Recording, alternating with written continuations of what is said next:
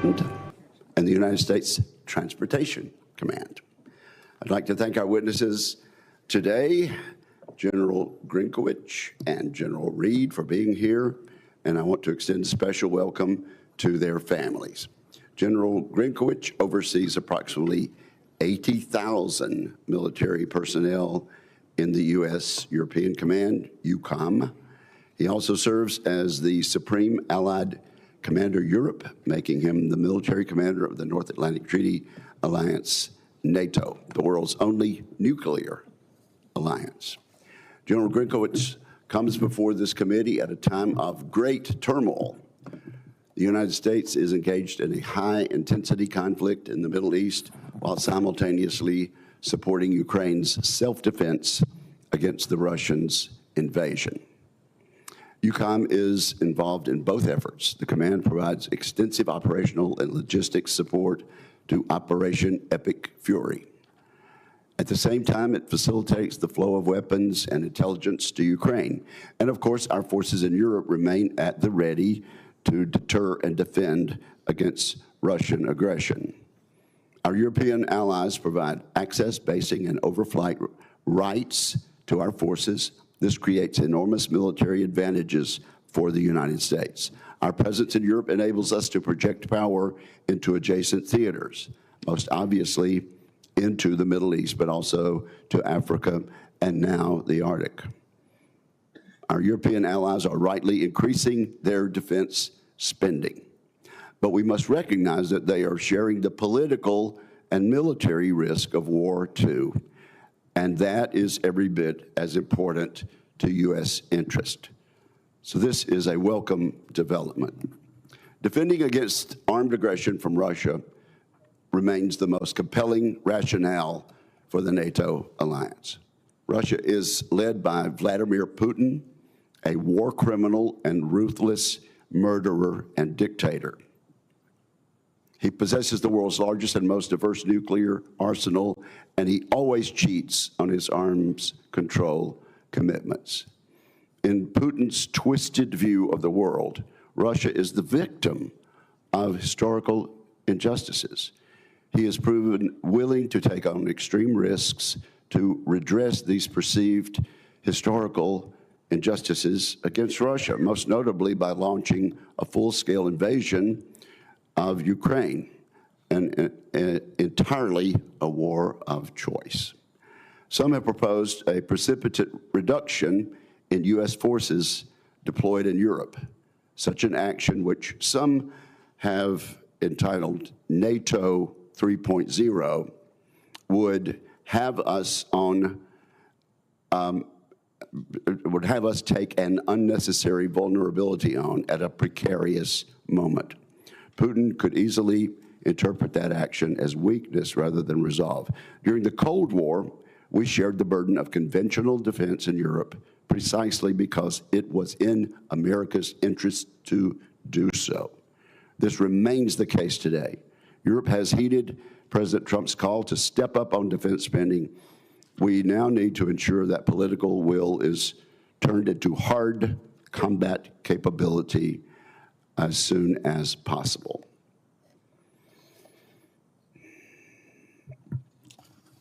Mr. Putin has a predilection for war and aggression. That is a fact, and it led this committee to place a floor on the U.S. military's force posture in Europe, particularly the Army Ground Maneuver Forces.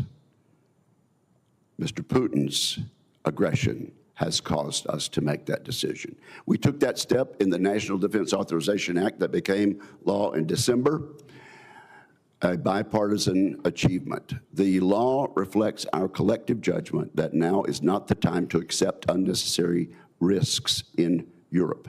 The best way to reduce the need for defense in Europe is to degrade the threat posed by Russia's military.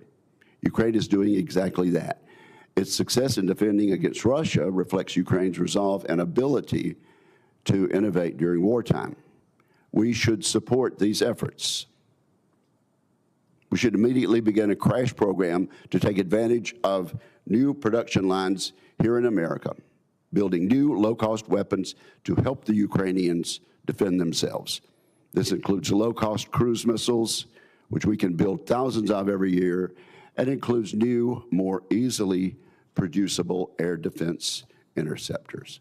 While General Grinkowicz is focused on the European theater, General Reed supports the global joint force. Transcom's expertise and precision allows the joint force to extend its reach far beyond the safety of friendly confines, whether supporting Operation Midnight Hammer, Operation Absolute Resolve, or the hundreds of regular refueling and sea lift missions required by other combatant commands. When most Americans think of the military, they imagine airplanes, warships, and big guns. Correctly, I might add. What they do not see is the system that moves all these pieces around the globe. A worldwide network of American logistics assets keeps our far-flung bases ready for action. We are the world's best military, in part because Transcom runs this complex system.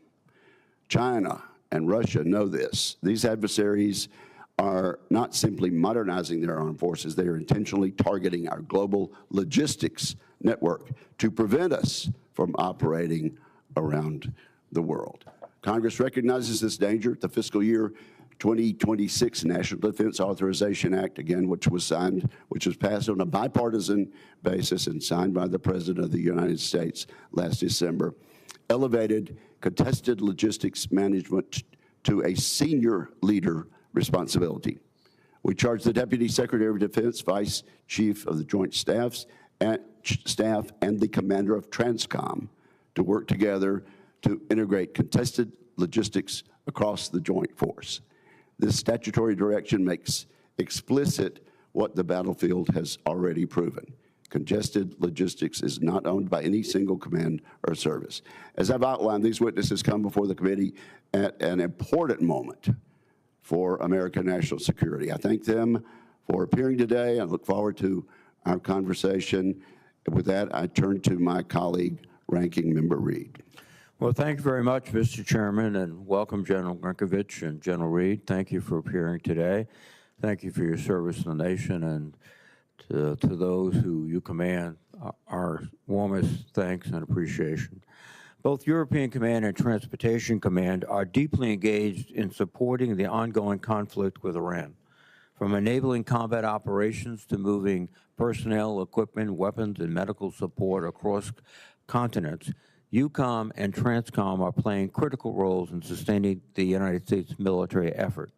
This conflict is a reminder that modern warfare requires the full integration of every element of American military power, from operational forces, logistical networks, allied basing access, and the strategic mobility that connects them all. General Grinkowicz, the convergence of interest among potential adversaries like Russia, Iran, China, and North Korea is of great concern to this committee. There is a recent development that deserves scrutiny. Media outlets report last week that Russia has been providing Iran with the locations of U.S. military personnel and assets for targeting in the Middle East. I'm deeply concerned about this development, especially because the White House has sought to downplay it, and Secretary of Defense has said that he is, quote, not concerned. If this reporting is true, it must be addressed with resolute and vocal condemnation by America's leaders. Our service members deserve nothing less.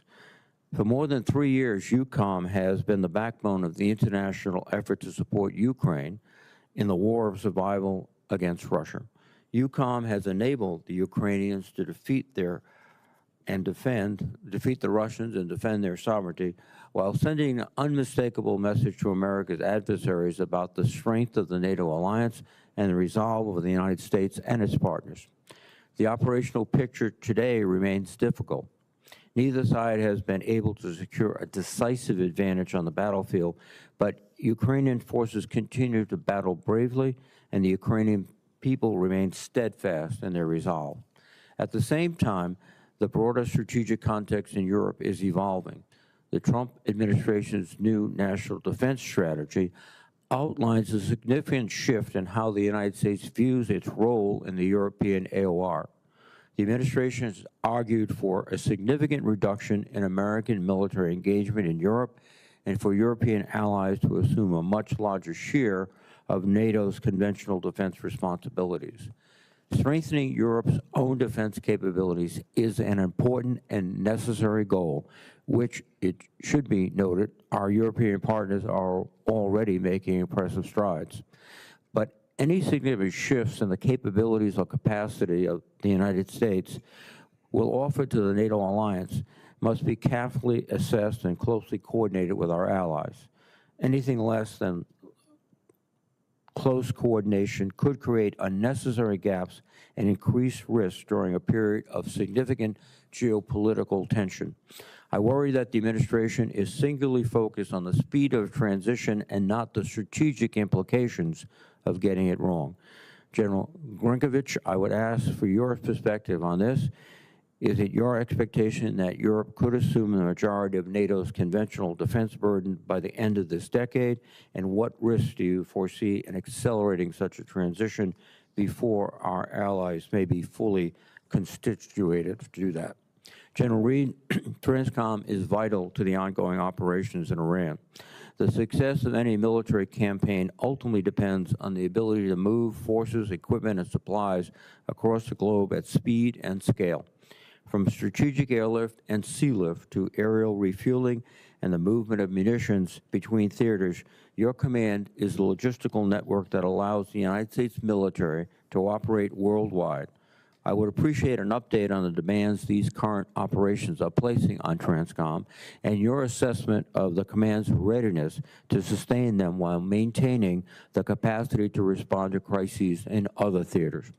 Looking further ahead, one of the most important challenges facing the Department of Defense is the problem of contested logistics. For decades, American military operations have benefited from secure sea and air lines of communication. However, we have reached a point where potential adversaries will likely target the logistics network that underpin U.S. military power.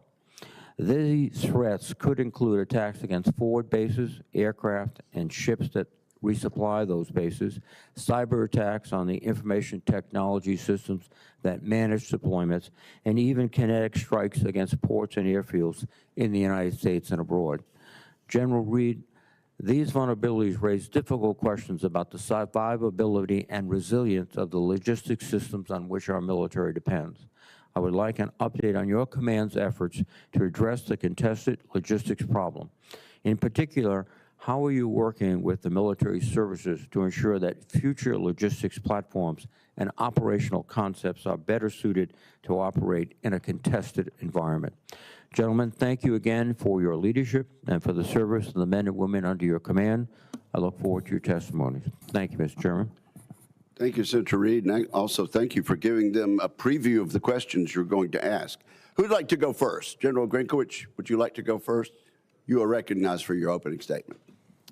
Chairman Wicker and Ranking Member Reed and distinguished members of the committee, it's an honor to be here today representing the men and women of European Command, and I'm also grateful to have Command Sergeant Major T.J. Holland, our command senior enlisted leader, joining me today.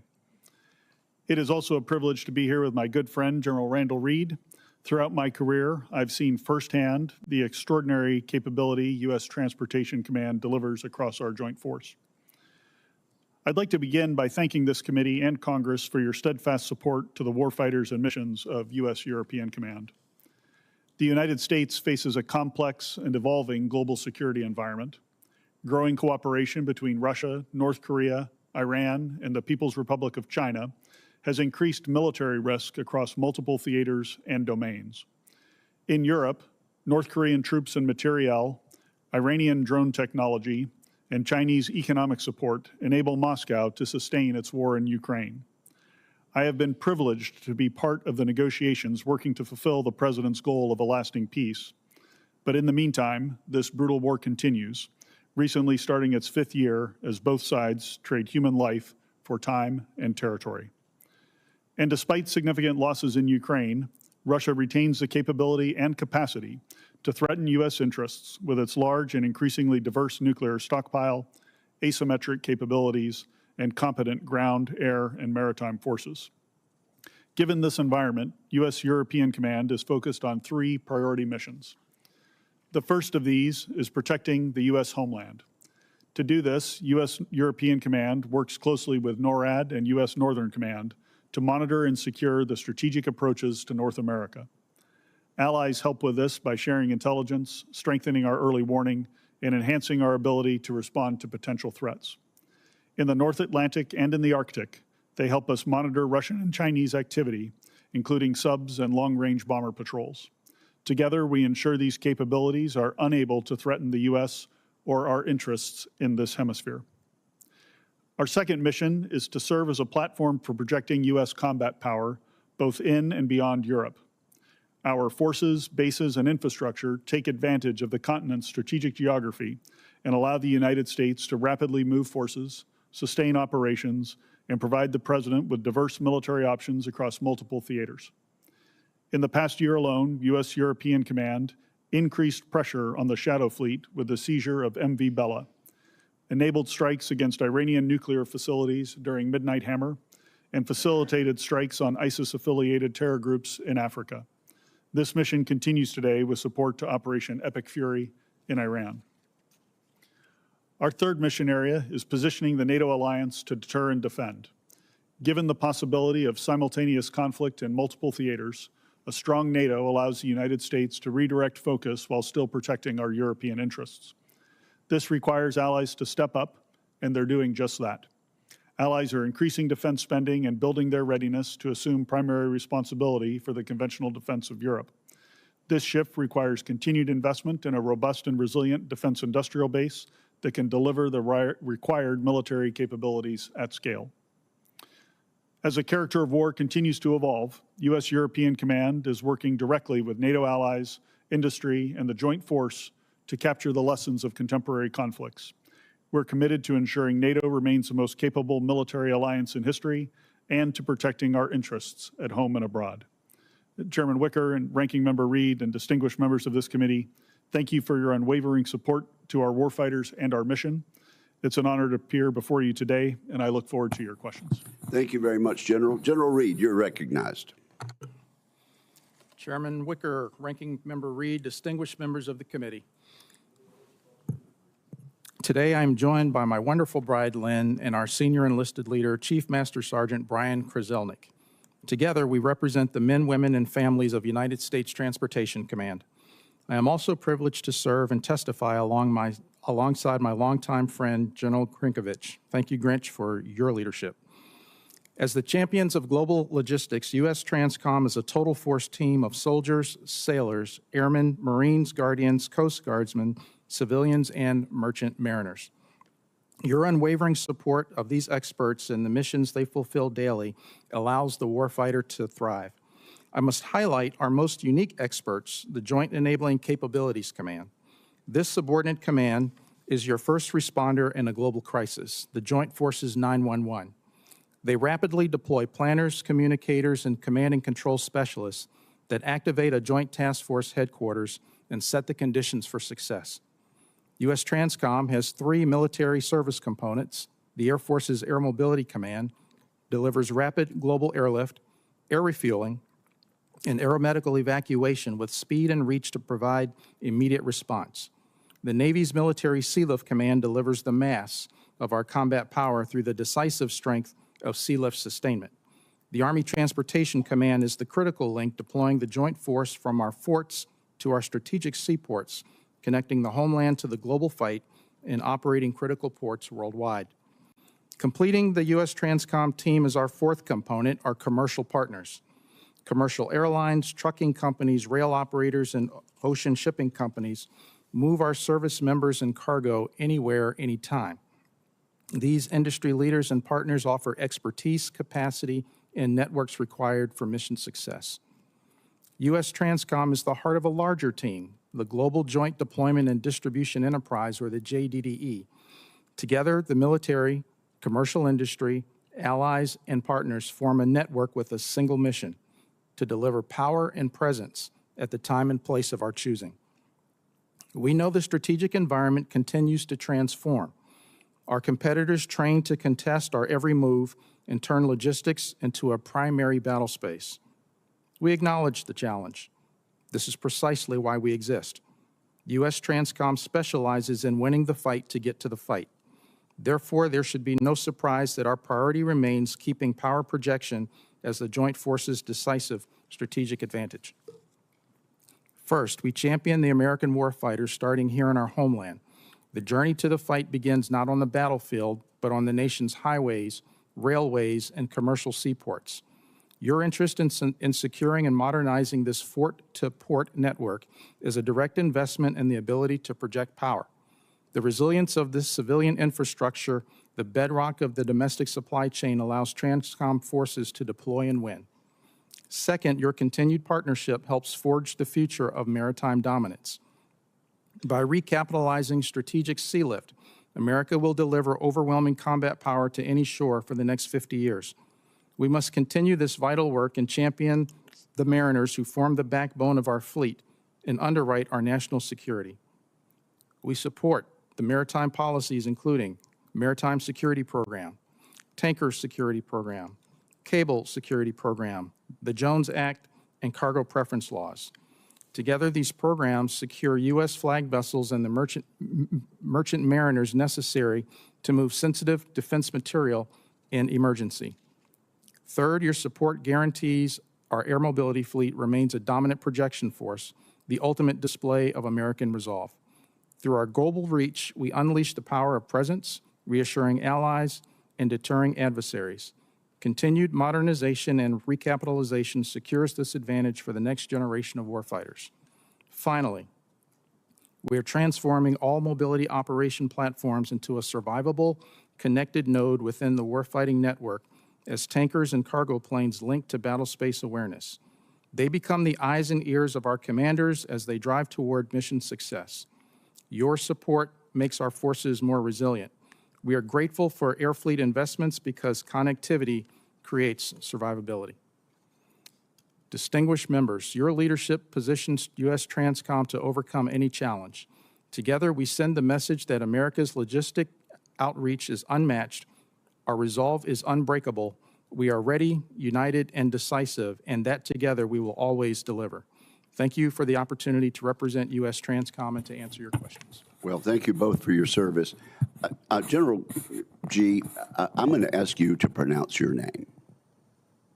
Senator, it's Grinkowicz. Okay, with a witch. Okay, very good.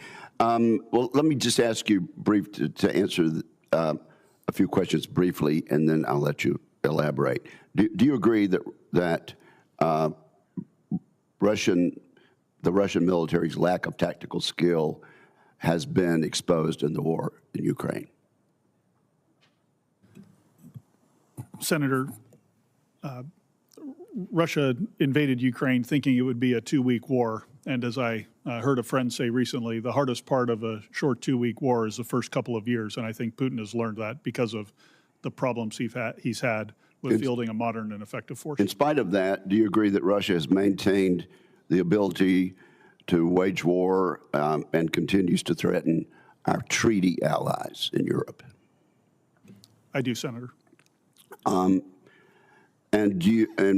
clearly, you've already said that Russia has demonstrated its ability to sustain high-intensity war for over 4 years. And I guess it's fair to say also that the public somehow over there is willing to suffer deprivation in pursuit of return to what they feel is Russian greatness. You agree with that statement?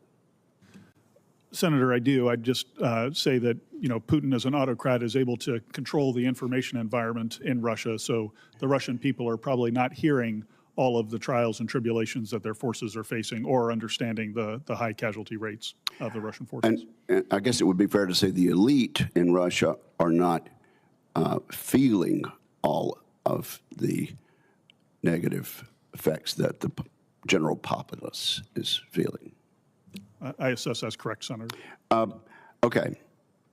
NATO Secretary General and the German Chancellor have both publicly stated that Russia once the war is over, will again pose a dire threat to Europe by the end of a decade. Do you agree with that? And I'll let you elaborate if you'd like. Senator, thank you. You know, in Ukraine today, Russia has well over 500,000 troops. And so should the war in Ukraine end, which we all hope it does, we will have to see the contours of the agreement and then monitor Russian behavior to see what their intentions are. But from a purely military perspective, when 500,000 battle-hardened Russian troops are repositioned to other areas, we'll have to pay attention to that as a potential military threat and be cognizant of what it could pose to the alliance. Okay. We're delighted to see our European allies agree to the 5% and to do their fair share of their part of the burden sharing. How long do you think it's going to take for our European friends, once they've enacted this 5%, to build the capabilities and force structure needed to actually assume the lead role in the conventional defense of Europe? Yeah, Chairman, thank you. I agree with you that the agreement that made at the Hague summit to spend 5% of military spending is a tremendous accomplishment, and it shows how seriously the Europeans are taking their own security. Many nations are already on a pathway with 5 or 6 nations this year already near or above 5% of GDP.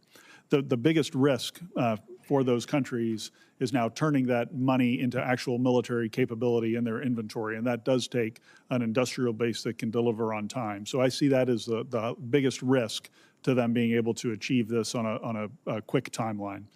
So, you know, from my perspective, I think we're looking at different capabilities will show up at different times. It will be a gradual slope that will increase in the pace of European rearmament as the defense industrial base gets healthy. So I think you'll see it start slowly, and then as the industrial base investments take off, they'll be able to rearm quickly. So I would say by the end of this decade, they will have made great progress toward that. They won't be all the way there, but certainly by 2035, they will be. Okay, so by 2030, they will have made great progress, but they won't be there. By 2035, if their commitment continues, they should be able to be in the leadership position on that. Yes, Senator, I believe that's correct. Thank you very much. Senator Reid. Oh, thank you very much, Mr. Chairman. Thank you, gentlemen. General Reid, you have been quoted as saying that we must start a new program to modernize our strategic airlift, the C-5 and the C-17. I know you can't disclose details of the forthcoming budget proposals, but are you confident that we'll begin that process of modernization this year? Senator, thank you for the question. Strategic airlift is one of the most critical capabilities that we provide. It's what we call the immediate force. When our nation needs to respond right away, that's how we get the force quickly projected out of the country and to the point of need. The challenge here is that for the capabilities that we need in those aircraft, it takes a long lead time to design and actually deliver the aircraft. C-5s and C-17s are capable today. Thank you for the investment for the upkeep, but the time has passed now to start on the development of the next platform. In that platform, not only will it have to be able to do the things of the C-5 and the C-17 today, but we're also going to make sure that we have secure communications, that the platform will have the awareness of the space around it for the crews to be aware of what's going on around them. And at the same time, it needs to be as survivable as we can create. Thank you. Thank you. General Grinkovich, one of the unexpected beneficiaries of our operations in Iran has been Russia. The price of gas has increased dramatically, which benefits their economy at a point where their economy was suffering after multiple years of warfare. We've, in fact, lifted sanctions on the delivery of their oil with India and other countries. We are now in a position where we must send missiles, particularly Patriot, to the Gulf area to replenish our supplies rather than to provide them to Ukrainians. this all seems to be a situation where Putin is benefiting dramatically. Is that your perception that this has unexpectedly or unintentionally given him a significant increase in staying power? Senator, a couple of thoughts on this. First, I'm very proud of the role that European Command is playing to support Operation Epic Fury. And our soldiers, sailors, airmen, Marines, and Guardians have been operating at a high tempo in the Eastern Med and elsewhere, defending Alliance territory and defending our forces and projecting power into U.S. Central Command. As you noted, the price of oil and gas has gone up. We know that Putin does depend on that. I think how much he benefits from it depends on how long those prices remain elevated. I know the leadership of the department is watching this very closely. I know the president's watching this very closely, and that they're certainly concerned about the prices that are out there. So I guess on the munitions front, what I would say on that is we do continue to flow munitions into Ukraine. I could get into some of the specifics on implications in the classified session later today, but I assure you that support continues. Should we increase our security assistance to Ukraine, given the at least momentary strengthening of Russia's economy and Russia's capabilities? Senator, I think there are always global trade-offs with the amount of security assistance that we can provide. So ultimately, it's a policy question on what the level of support should be. I am in constant contact with the Ukrainians, though, and they do tell me where they see opportunities. I am validating and looking at those opportunities that they're providing to us and the weapons that they're requesting, and then providing my recommendations to the department on what we could provide them to help them exploit certain situations. I'd be happy to discuss more of that in detail in the classified session. Thank you, General. General Reed, quickly, I've about 45 seconds. Contested logistics is an issue we've been grappling with for several years. Any quick thoughts about what we can do and what we are doing? Senator, thank you very much. We continue to pursue changes in how we operate, both any opportunity in current operations, exercises, and experimentation as well. Thank you very much. Thank you, Mr. Chairman. Senator Fisher, you're recognized. Thank you, Mr. Chairman. Thank you both for being here today and for your service to our country. General Reed, how is Transcom preparing to perform strategic lift in a contested environment? That presents unique challenges, correct? Yes, Senator, thank you. The strategic challenge, as we see it, begins here at home. We're finding that the adversaries are aligning and they are trying to contest us in every domain possible. That also begins in the cyber realm. Some of the ways that we're making sure that we harden ourselves there is through increased cyber hygiene. We also get great assistance from U.S. Cybercom as well and law enforcement. That extends not only within the department, but since a significant portion of what we're able to do is in the commercial realm, we're also able to extend assistance to them as well. When it comes to being able to project the force and to project power, we continue investments and we welcome more in making the aircraft more survivable and also with more secure communications. Thank you. Thank you. General Grinkowicz, what's your assessment of the Russian military's progress reconstituting its losses in Ukraine, in particular in terms of the missile production or other weapons systems?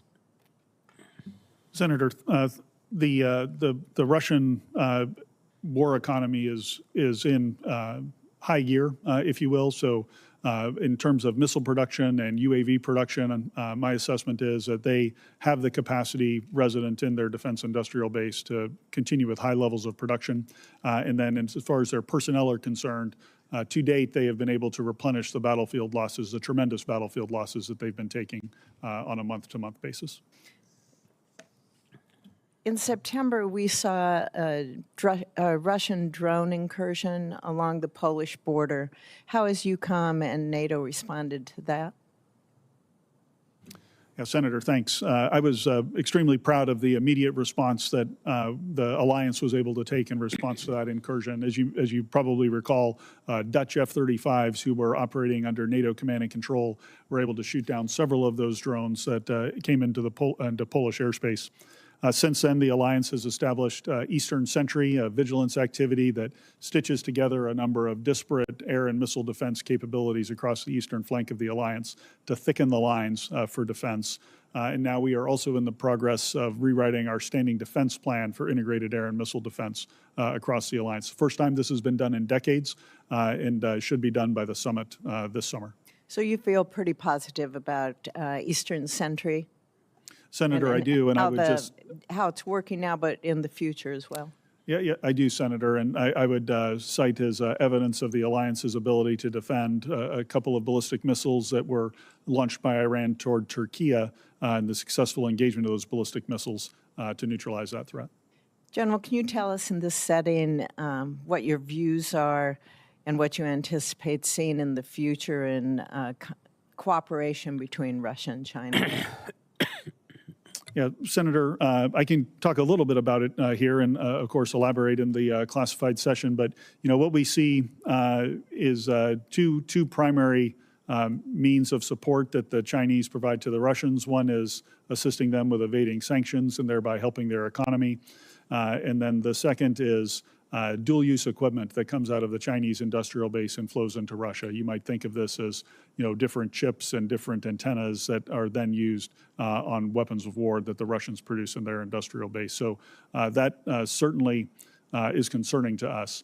You know, if I look into the future, I would accept that type of relationship to continue when their interests align, and for Russia to be willing to support China in the opposite direction if China finds itself in need of assistance. General Reed, I appreciated the conversation that we had concerning our tanker fleet. How are you working with the Air Force to communicate your needs to meet your requirements? Thank you. We enjoy great support from the service. We continue to ask them to support us with spare parts, weapon system sustainment, and to keep the training pipeline strong. In addition to that, they are assisting us with survivability of the aircraft as well. Okay. Thank you. Thank you, Mr. Chair. Thank you, Senator Fisher. We have Senator Gillibrand and then Senator Ernst. General Grinkovich, we have seen horrific reports of a U.S. missile hitting a girls' school in Iran. I recognize you are at CENTCOM, and this is not your AOR, but can you speak to the process that you at least have at EUCOM for developing targets, what type of protections you have? Based on what I've heard from reporting, the data that was looked at was a decade old, that any person who can get satellite access to Google Maps today can see that this was a school. New York Times had no problem getting that data and information for a report today. What do you intend to do at EUCOM to make sure your targeting is consistent with American values? Yeah, Senator, thanks. You know, over the course of my career, I've, as a fighter pilot, I've always done everything I can to avoid civilian harm and civilian casualties. And I would tell you, I'm absolutely committed to that. I know the department is committed to that. And that when tragedies like this happen, it causes us all to reflect and try to improve our processes. I've been involved in the targeting process, both at the tactical and the operational levels throughout my career. And I would tell you, we do have a number of safeguards in the system. You know, every single time that at the tactical level I was going to release a weapon on a target, I was personally making an assessment as to whether there was any chance of civilian harm. And if there was that proportional to the military necessity of striking the target? At the operational level, both from my time in U.S. Central Command previously and then now at U.S. European Command, I can assure you that we have robust standards that we go through and look to see and update the imagery and update our understanding of the target and refresh the intelligence on a recurring basis to determine the chances of civilian harm and to address any collateral concerns that might be there. So you just know I'm absolutely committed to trying to mitigate that risk. I appreciate your testimony. I'm highly concerned, however, that Secretary Hegseth does not agree with you. Secretary Hegseth has criticized rules of engagement designed to adhere to the laws of armed conflict and support civilian harm mitigation.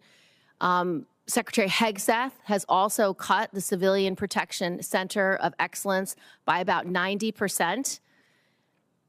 Their mission was to help you and to help protect against civilian casualties. So how do these changes by Secretary Hegseth affect your mission, your judgment, and the responsibility that you take so seriously?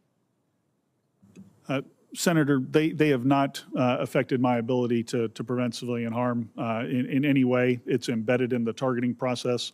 It's embedded in the culture of U.S. European Command, and I would say in the culture of the U.S. military to try to avoid that civilian harm. So we're continuing to do the things that we have always done to comply with the law of armed conflict and ensure that we mitigate that risk. Can you guess how we could have gotten this wrong in Iran? I'm sorry, ma'am? Can you guess how we could have gotten this wrong in Iran and targeted a children's school? Ma'am, I would hesitate to speculate with any incident like this. There's, I would just say there's usually a chain of errors and mistakes that happen similar to an aviation accident or some other transportation accident. And I would say we just need to let the investigation play out and find all those factors. Thank you, General. I'd like to talk a little bit about following the firing of the Pitafix Base Commander and the stand-up of NATO's Arctic Sentry mission. How is EUCOM managing the operational friction caused by the administration's rhetoric regarding Greenland sovereignty and the associated tariff threats against our NATO allies? Senator, at the military-to-military level, I can assure you that our relationship remains strong, that with every chief of defense across the alliance, we maintained our focus on what it was that we were responsible for doing, which was deterring and defending every inch of alliance territory from any form of aggression. And our ability to focus on that, to focus on the Hague commitments and make our military stronger, kept us on task, if you will, throughout those discussions. Thank you. Thank you, Mr. Chairman. Just to clarify for your benefit, Senator Gillibrand, you did not mean to say that we had targeted a school. That a missile hit a school. No, but it's the word targeting. Yes, that, of course. That you did not mean. How we chose a target that turned out to be a school, albeit next to a appropriate target of a naval base, but the fact that it is chosen as a target, I'd like to know, and I hope that we can have an open hearing on this, Mr. Chairman. Thank you. Senator Ernst. Thank you, Mr. Chair, and thank you to our witnesses today for your service to our nation. President Trump has pushed our NATO allies very hard to commit 5% of their GDP toward defense and resilience. And we've seen a lot of headlines highlighting new defense investments across Europe. At the same time, NATO defense plans depend on interoperability across 32 allies operating across air, land, maritime, cyber, and space domains. So, General Grinkowicz, are these new investments translating into shared capabilities with NATO that are interoperable, or are there gaps that our allies need to find and fill? Senator, that's a terrific question. We focus very much on interoperability across the alliance and at U.S. European Command.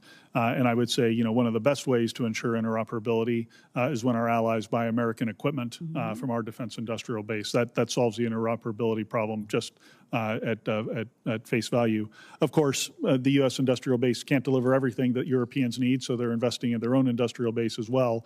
And to ensure that everything works together, we have NATO standards that both countries in the alliance and outside the alliance, including in the Indo-Pacific, adhere to in order to ensure that interoperability. But, they're especially new members of the alliance or folks who are newly certified to NATO standards. We do need to help them along and make sure that they understand that this gets to be very technical when you get into the beeps and squeaks, if you will, of making sure that things can work together. Yeah, I appreciate that very much. And the shout out as well about the defense industrial base. And I think this just lends credibility to all of our voices when we are saying that we need to invest in more here in the United States. I'm glad that our partners are stepping up and developing their own industrial base, but certainly we need a stronger one here in our own nation.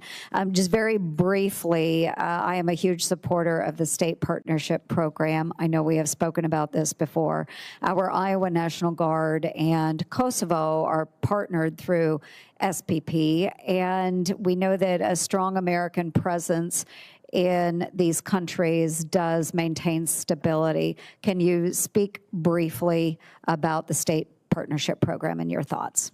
Yes, Senator, thanks. I've spent some time with your commanding general of the Guard unit and of your Guard, and they do tremendous work in Kosovo, and I'm very thankful for it. Writ large, the SPP builds deep and lasting relationships. Some of our state partners have been in the program for 30 years or more, and over the course of those 30 years, as exercises happen on both sides of the Atlantic, it just builds a bond you can't replace. Yes, thank you so much. I'm in full agreement. General Reed, we have automatic equipment identifiers, identification tags that help rail providers track the location of our assets across our transportation system.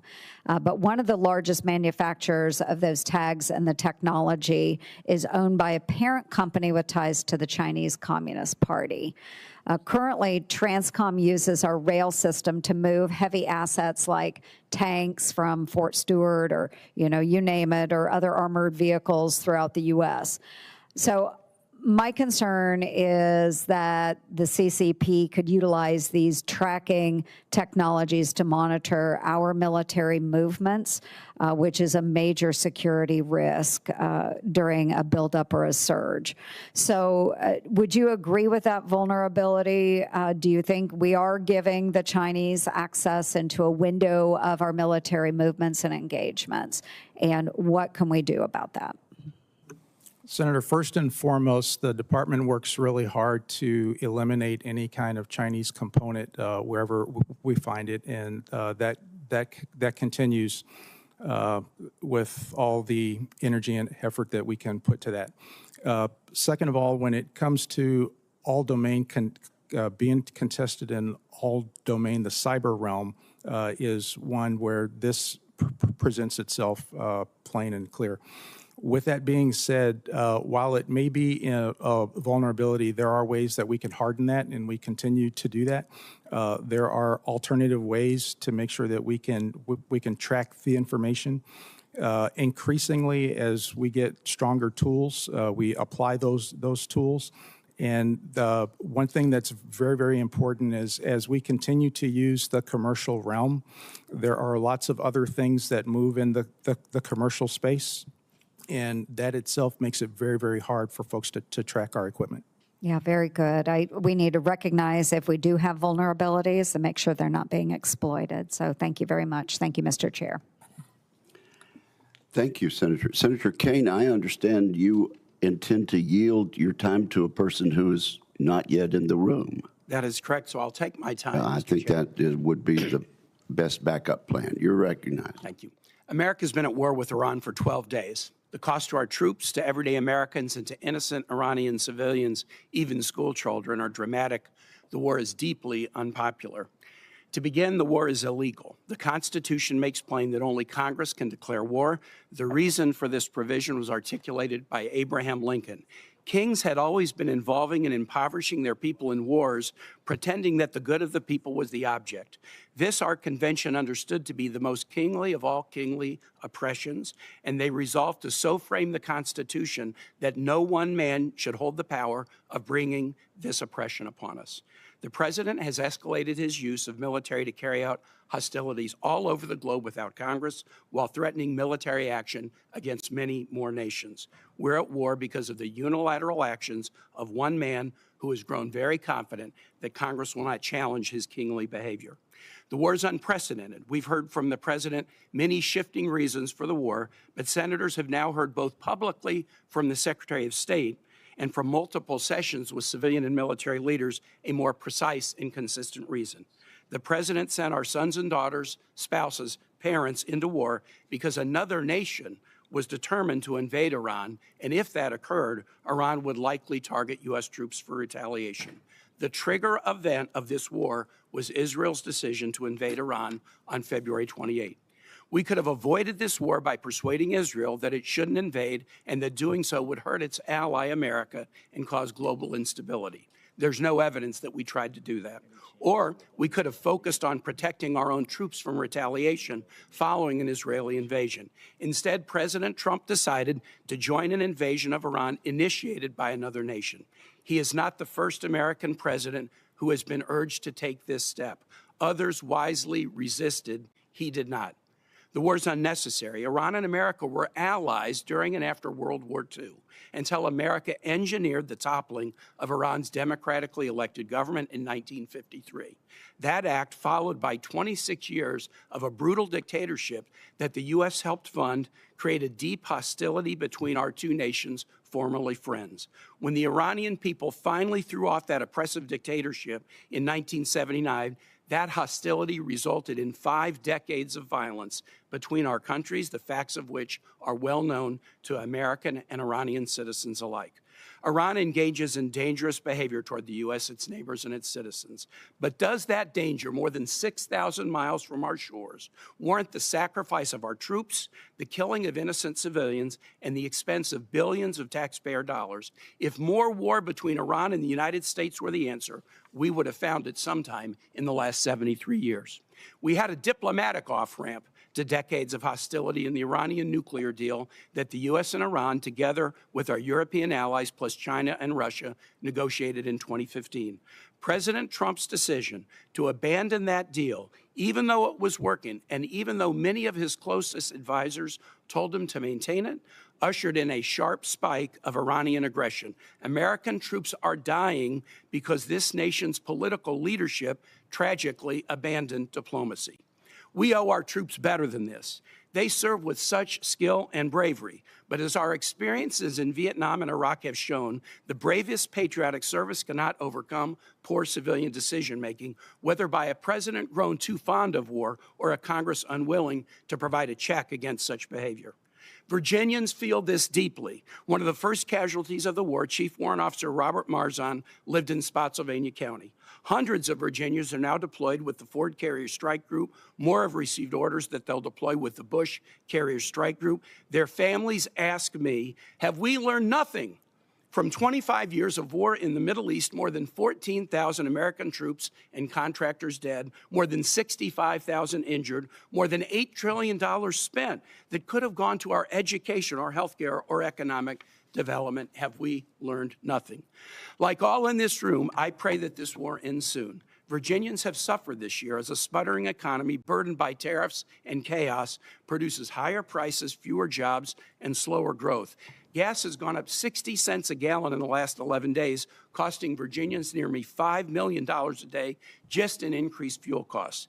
We need a president who will honor his promises to avoid foreign wars of choice and strengthen the economy here at home. And we need a Congress who will not stand silent as these promises are broken. I yield back. Senator Scott, you are recognized. Thank you, Chairman. First, I want to thank our troops. I had the opportunity to serve in the Navy at the tail end of Vietnam. Fortunately, didn't have to go to Vietnam, but anybody that puts on the uniform, you have to admire them because they're making the decision to put their life on the line for our freedom. We have a lot of troops at risk right now. I pray for their safety. Unfortunately, we've lost 7 members, 1 in Florida, Cody Cork. I know we have 140 or so injured. I hope they have a full recovery, but the most important thing I think we can all say is we admire what the military has done. We respect what the military has done. We support what the military is doing, and we hope they all come back safely. And the goals of this conflict is that they don't have a nuclear weapon. The goals of this conflict, they don't have the ability to have ballistic missiles that it's going to kill Americans like they've been doing for decades. So I don't think any of us ever want to go to war, but I think we all do respect our freedom and want to keep our freedom. So I want to thank all of our troops for what they're doing. Thank you both for being here. And thank you for your hard work. One of the things I appreciate about this president is he sees the value in putting America first and working with our friends across Europe, Asia, and around the world to ensure peace through strength. Over the past few years, I've had the opportunity to visit a lot of our allies. Last year, I went to Denmark, Estonia, and Finland, all of which are doing their part to increase their national defense spending. They all had great things to say about President Trump's efforts in the defense space and as a partner. But a number of allies have been frustrated with being told as a matter of policy that they can't buy U.S. weapons, and the White House and the Secretary I know have had to deal with that.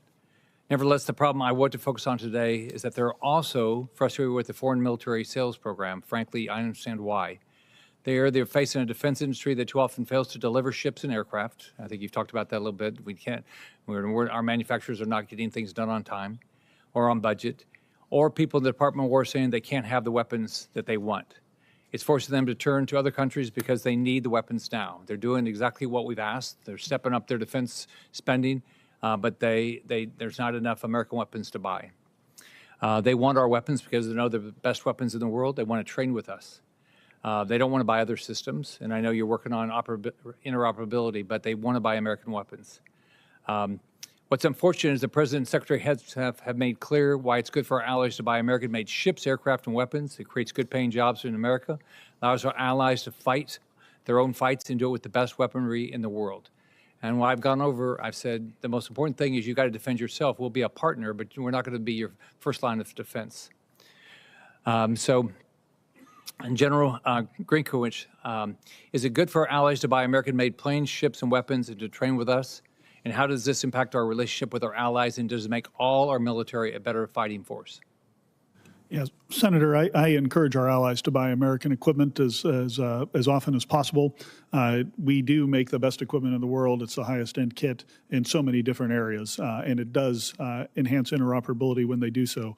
Fortunately, there is action that's being taken here with the America First arms export strategy that the department is working on at the direction of the president, which will move several things out of the very frustrating FMS process that you described, rightly so. I've heard that from allies time and time again, in moving things into direct commercial sales, which will speed the pace at which they can acquire. And then I'd also say that the work that Secretary Feinberg, our deputy, is doing to supercharge the defense industrial base is going to have a big payoff here and help allies get equipment quicker than they would without those actions.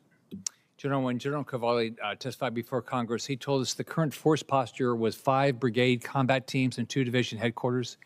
He said it was his advice to maintain that force posture. Is that the force posture the same today? Senator, we have one infantry brigade combat team returned home at the end of last year, so that's the only adjustment that's been made. Okay. Well, first off, I just want to finish by thanking you for what you're doing. I pray all of our troops come home safely. Thank you. Thank you, Senator Scott. Senator Kelly. Thank you, Mr. Chairman. General Reed, everything happening in Iran and the Middle East right now highlights how critical the maritime domain is, not just for our ability to sustain military operations, but for the global economy. I want to drill into this a little bit with you. So first, on March 2nd, while docked at the port in Bahrain, the U.S. flagged tanker Stena Imperative was struck by projectiles that caused a fire on board. Are you familiar with this, General? I'm aware, Senator. Yeah. Thankfully, the crew is safe. One shipyard worker was killed. That vessel's part of MARAD's tanker security program. Is that correct? That's correct. And how many tankers are enrolled in that program? Sir, the program is fully subscribed at this point, and it's upwards of 60. Upwards of 60. Excuse me, if you're talking about the tanker security program. Yes. Yes, we currently have 10 that are funded. Okay, 10 that are funded. This ship, Stena Imperative, was one of those. It's now damaged. So obviously not a large fleet, 10 ships. So when even just one of these vessels is damaged or unavailable, it can have an outsized impact. Is that correct? That's correct. So in your opening statement, you highlighted the importance of the commercial maritime industry to Transcom's strategic sea lift capability during a crisis. And I agree with that. But what we're seeing in the Middle East also demonstrates that we need to do more to support the commercial industry we rely on. So let me ask a practical question here. So since Transcom relies on commercial vessels that require insurance, what happens when no one is willing to insure ships that are operating in a conflict zone?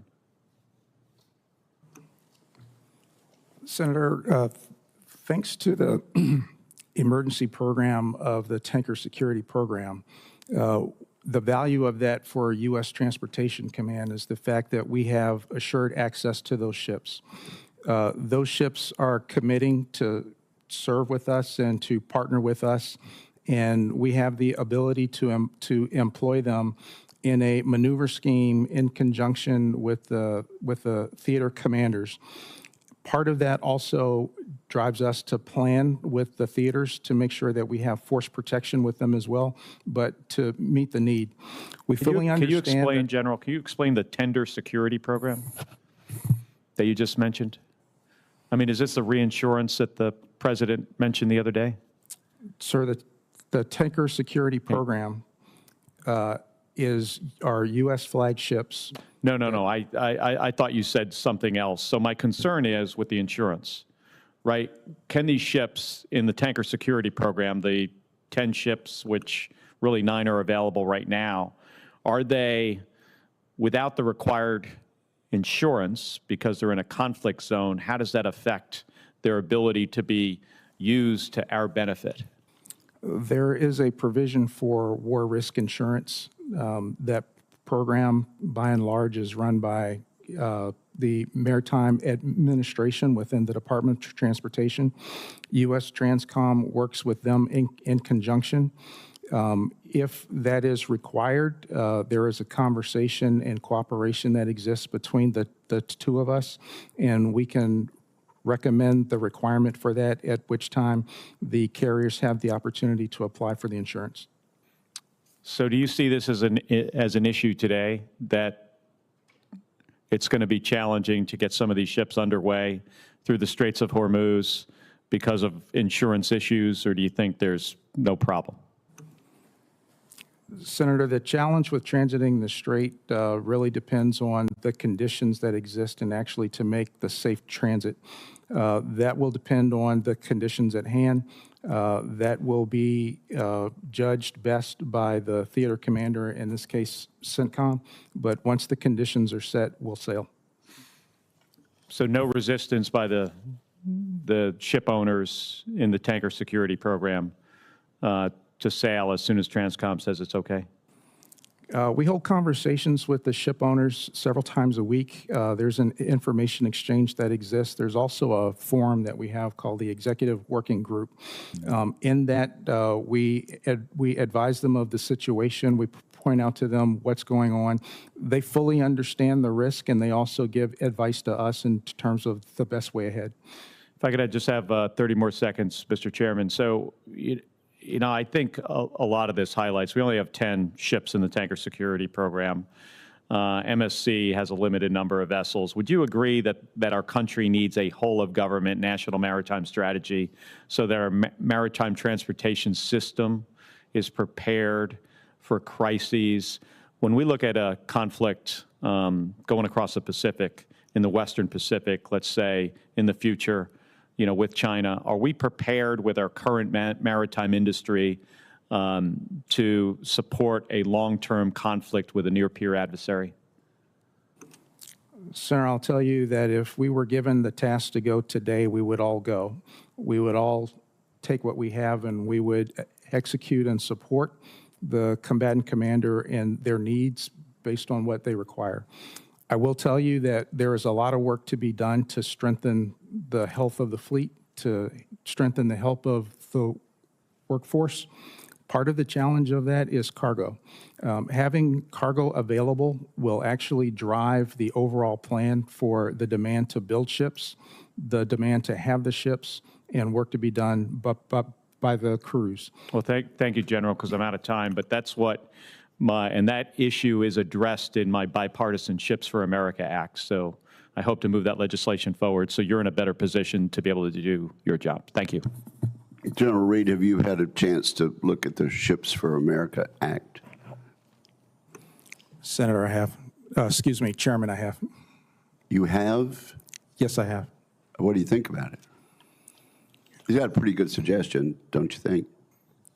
Chairman, there are a lot of aspects in that, and it's incredibly comprehensive. And it does address a lot of things, but it does bring home the fact that we do need a comprehensive approach with comprehensive investment.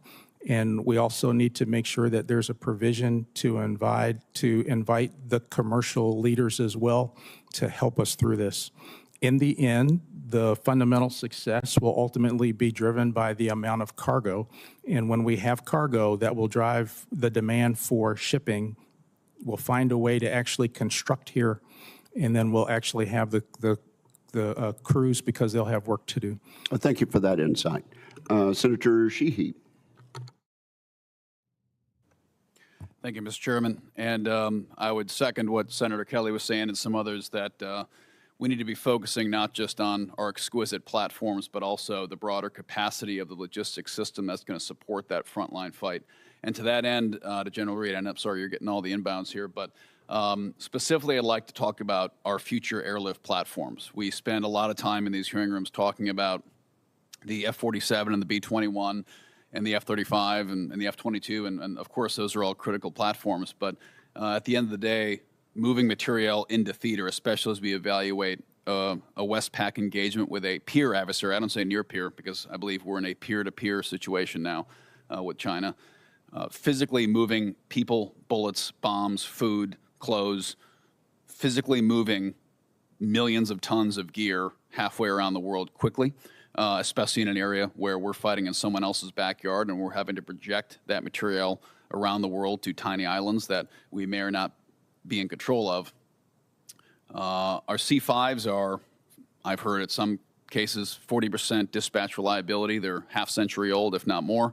Our C-17s, as a credible platform as they are also aging. And as far as I know, we don't currently have a follow-on long-range heavy-lift logistics aircraft that's been decided on, awarded, and certainly not in production, but it isn't quite even in decided conceptual stages. And when we look at how challenging our KC-46 program has been to roll out, to replace, I still hear that the last KC-135 pilot hasn't been born yet, and that's probably true. And the KC-46 rollout has been very problematic. So I think we need to have a very serious, focused effort. This committee does, but also at the general officer level of focusing on bringing that next generation heavy airlift platform into reality.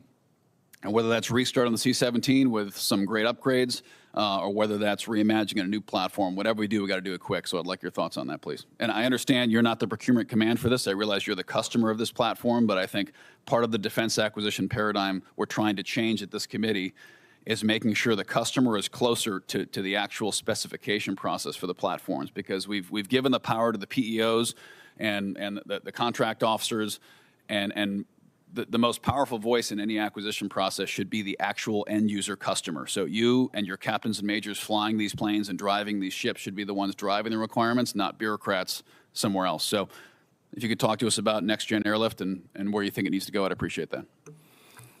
Thank you. Our primary job at Transcom is to set the conditions to move. Within the headquarters, excuse me.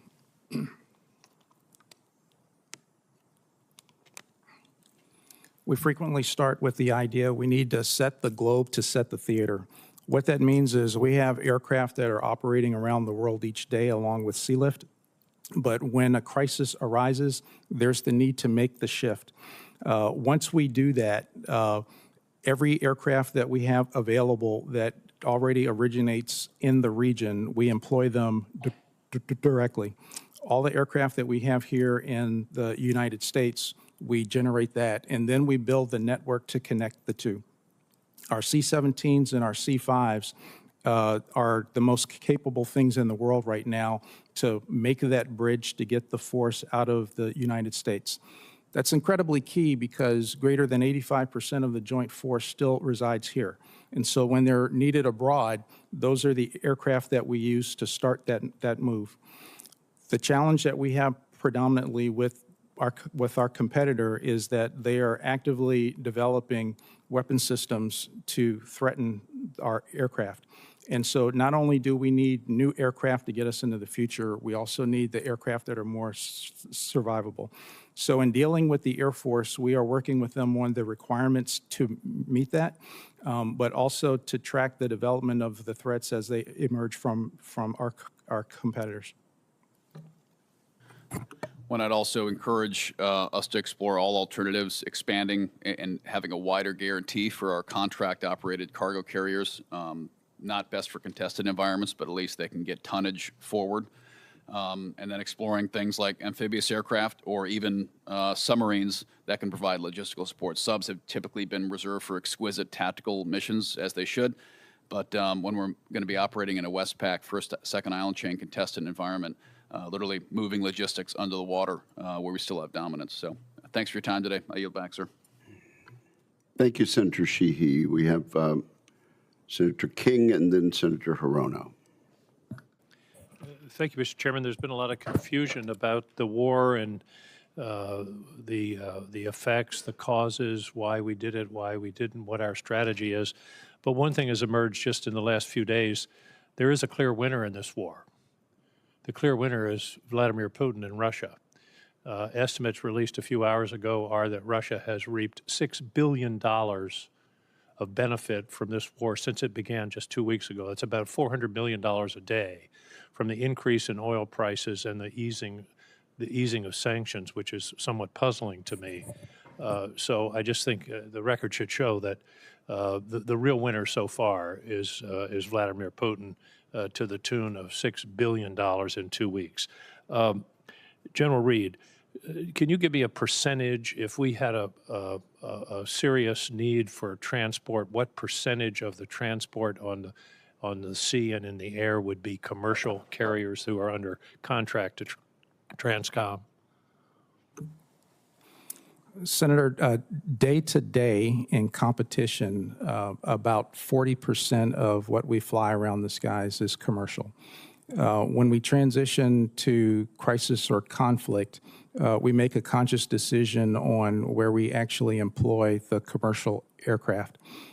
Even as we're supporting operations in CENTCOM today, the commercial airlines are supporting us in high volume in places outside the theater. So in a conflict situation, that 40% would go up, I presume.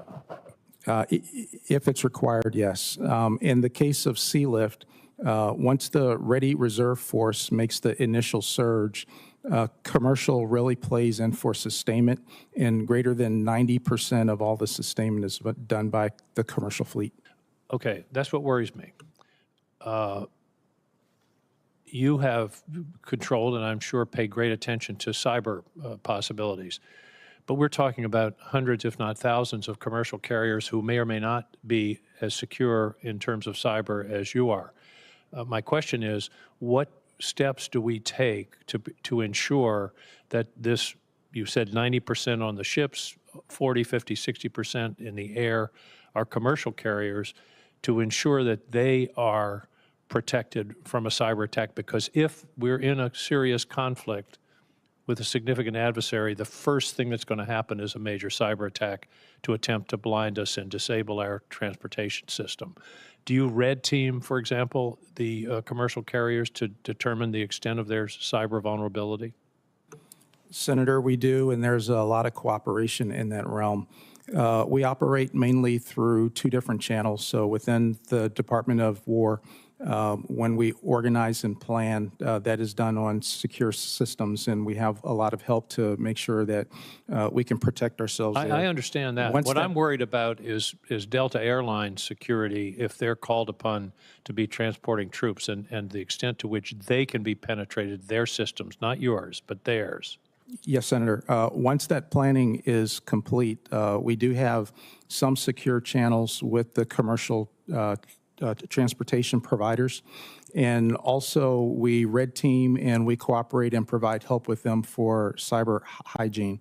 Among some of the sources are Cybercom, National Security Agency, as well as the Department of War Cyber Crime Center. I would urge you to step up those efforts because this is where the first wave of the attack is going to come. General Grinkowitz, to what extent are the Russians, and there's been some discussion about this, probing in Eastern Europe and doing asymmetric warfare in the Baltics, for example, in Poland, disinformation, cyber attacks, even drone incursions? What are the Russians up to? Are they building troops up along their western border? Yes, Senator, right now we see a fairly robust amount of what we call Russian hybrid activities or asymmetric activities. And you mentioned some of those, whether it's information operations or sabotage and those types of things. There have been several incidences in the Baltics and in Poland in particular over the last several months since I've been in command. As far as conventional troop buildups, most of the Russian ground forces are focused on Ukraine, so we do not see significant Russian buildups right now. But I know that there are concerns that those could be coming at some point in the future, particularly once Russia is able to reconstitute its forces. And if President Zelensky was here, what would be the one thing he would tell us that he needed right now?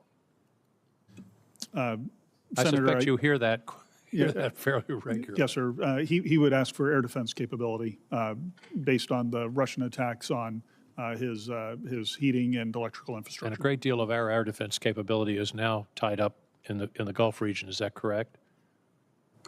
Senator, yeah, we do have a robust set of air defense capabilities in the Middle East, and I've used some of our EUCOM air defense capabilities to defend some of our NATO allies as well. In the Middle East? Near the Middle East, if you will, in the Eastern Mediterranean. Okay, so air defense capabilities have been moved toward the Middle East as a result of this conflict. That's correct. Yes, sir. Thank you. Absolutely. Thank you, Mr. Chairman. Senator Cotton. Thank you, gentlemen. Thank you for your appearance today, and more importantly, for your service. General Grinkowitz, it's well known that Iran has supplied Russia with hundreds, maybe thousands of one-way attack drones since the start of the Ukraine conflict. I assume you agree that passing on the counter-drone warfare lessons that Ukraine and EUCOM has learned from that fight to the forces in the Middle East today and also to the Pacific is a top priority, right?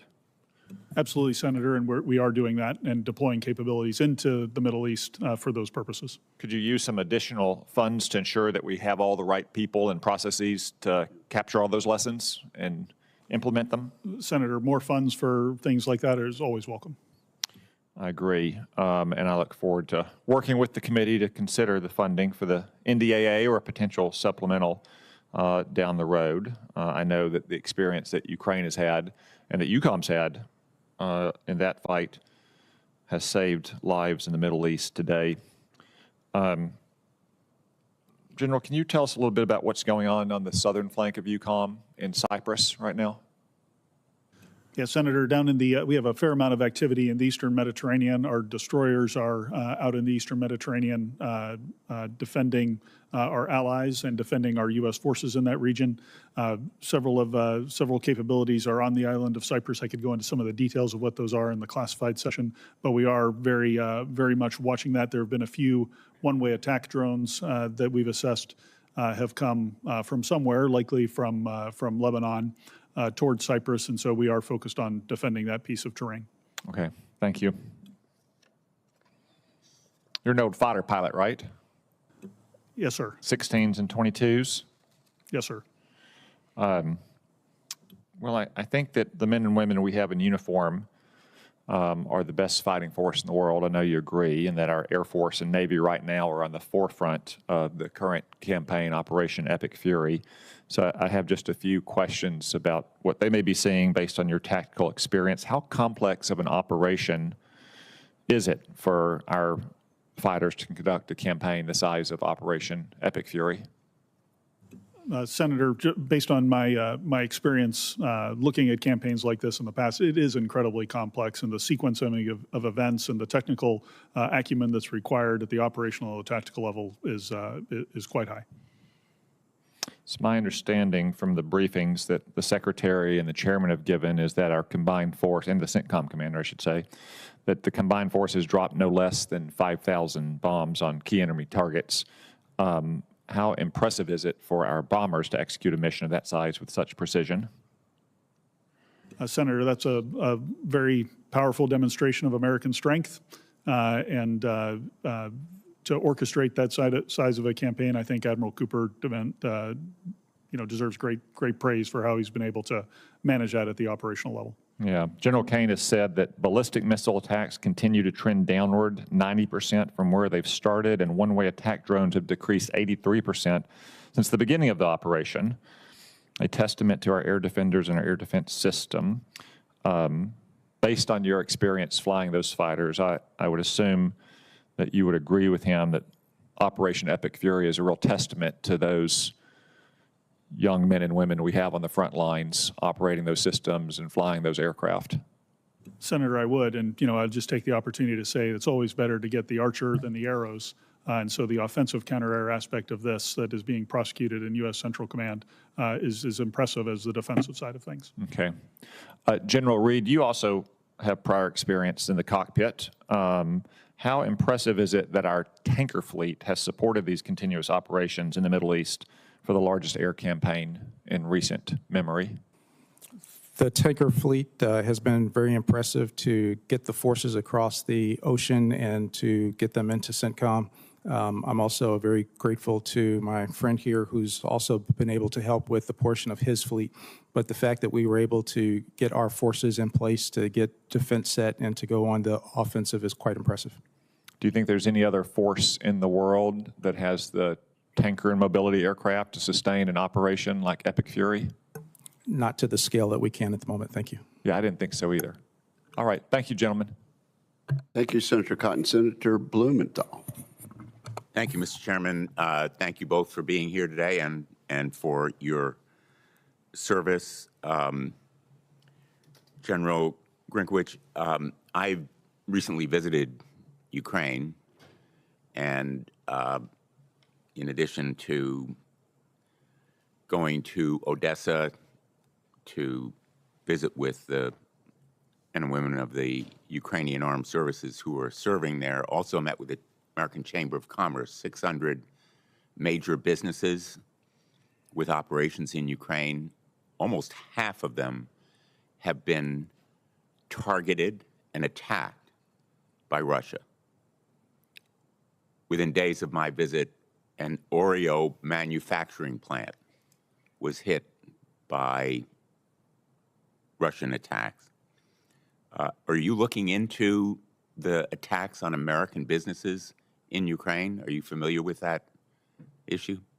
Senator, I am familiar with that.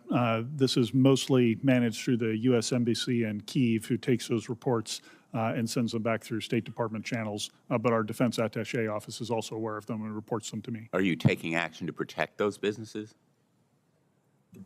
Sir, we are not taking any direct action, but I would tell you that all the support that the Department and the United States provides to Ukraine is certainly going to have a benefit for those businesses as the Ukrainians fight back against the Russian assaults. Isn't an attack on those businesses, in effect, an attack on American interests? Sir, attack on American property, is it not? Certainly it is, Senator. I think it's a complex issue, and from a policy perspective, the approach that we've taken is to try to help the Ukrainians to defend things that are within their country as best as possible, and so that's where we're focused in EUCOM. Wouldn't you recommend that we take a more aggressive posture vis-a-vis Russia when it's attacking our businesses purposefully. These are not mistakes. Close to 300 American businesses have been damaged significantly as a result of these attacks targeting them by Russia. Yeah, Senator, it's certainly a tragedy that Russia targeting is indiscriminate. It's indiscriminate against American businesses. It's indiscriminate against other targets across Ukraine. You know, as we think about how do we best enable the Ukrainians to fight back against the Russians, all of this goes into our calculus. Well, I respectfully disagree with your use of the word indiscriminate. It is very discriminating. They are purposely targeting hospitals. I saw a hospital specifically destroyed in large part.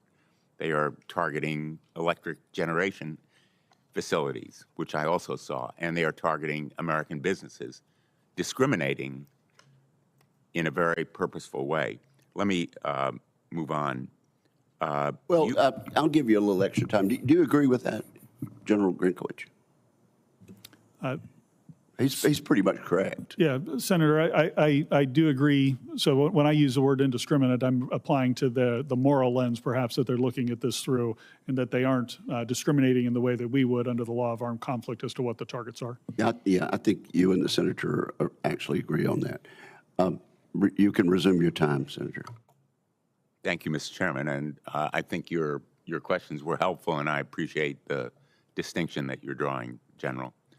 EUCOM is the global integrator for all defense matters relating to Russia. So I'm presuming you know about Russia's role in the war with Ukraine. I know you've been asked a bit about it so far. I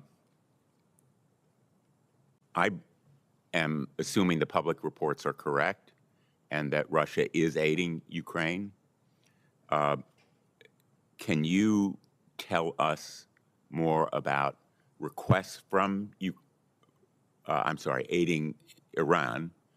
Can you tell us more about the requests from Iran to Russia for assistance and how Russia has responded? Senator, I'm certainly aware of all the public reporting on this. I can go into specifics on your question in the classified session, but I would just echo what Secretary Hegseth has said recently, that if Russia is doing this, they would be wise to reconsider providing any assistance to the Iranians during Epic Fury. You believe that we should respond aggressively to that kind of assistance that's putting our men and women in greater harm's way? Senator, anytime anyone puts American service members in harm's way in any manner whatsoever, I believe we should respond robustly. Why haven't we done it? Senator, I am confident that we are responding robustly to anyone who is assisting the Iranians with targeting U.S. forces. Perhaps you can tell us more in a classified setting? Yes, sir. I'd be happy to elaborate. Thank you. Thank you very much, Senator Budd. Thank you, Chairman. General Grinkowicz, it's good to see you. Thanks for the meeting yesterday, very informative. You know, much of the discussion of the Russia-Ukraine wars, it's focused just on those two countries. But I want to talk about other nations that are assisting the Russians, if you will. Talk about North Korea's role in this conflict and the threat that they posed, and also about the Iranian contribution today and even prior to Operation Epic Fury. Yep, Senator, you bet. One of the things that we watch very closely is how some of our competitors around the globe will work with each other when they share interests, and we've certainly seen that with the North Koreans and the Iranians and the Russians. In the North Korean case, as you know, it's been widely reported, there's a number of North Korean troops that have been deployed to the border with Ukraine and have made up some substantial combat power shortfalls that the Russians have had and supplemented them.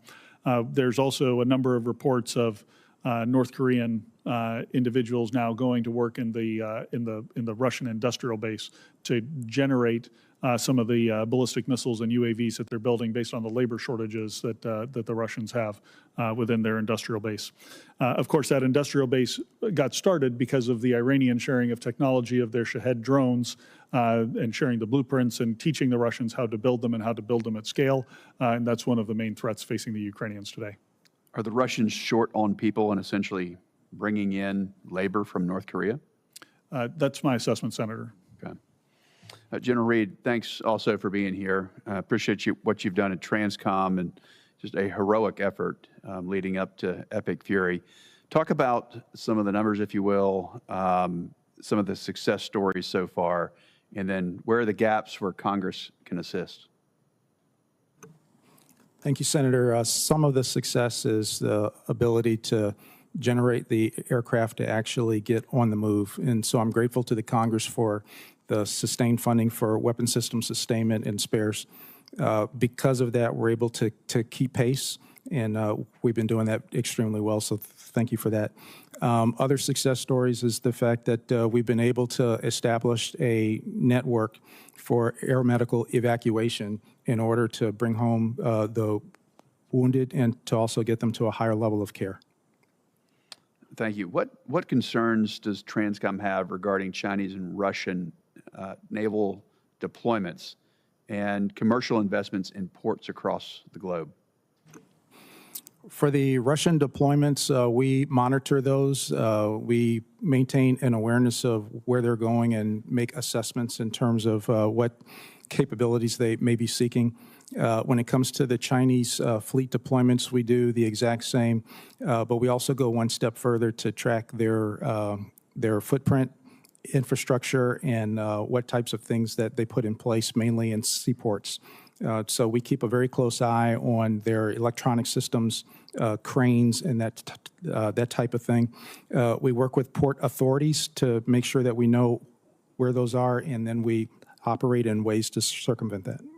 So at this point, General Reed, are those adversaries, are they limiting your ability at Transcom to enable logistics around the globe?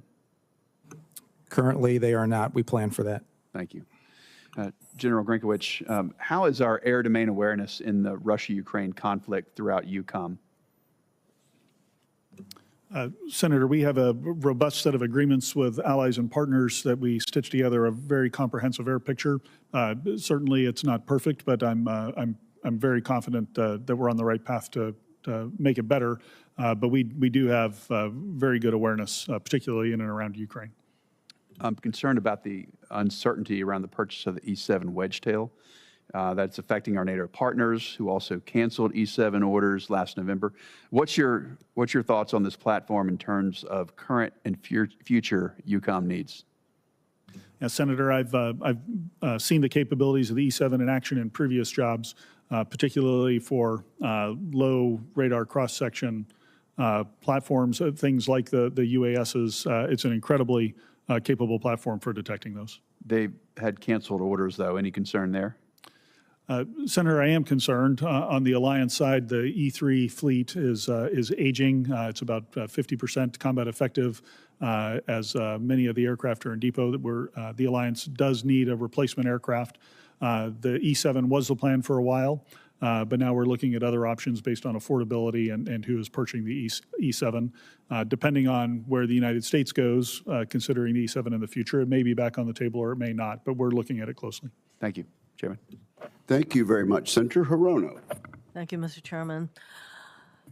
General Grinkowicz noted that the Russian people are probably not given accurate information on Russia's war against Ukraine. So I do think that it is very important for the American people to know what is happening with regard to Iran. So before I begin my questions, I'd like to take a moment to highlight for the American people the cost of this president's reckless decision to take our country into war with Iran without congressional authorization.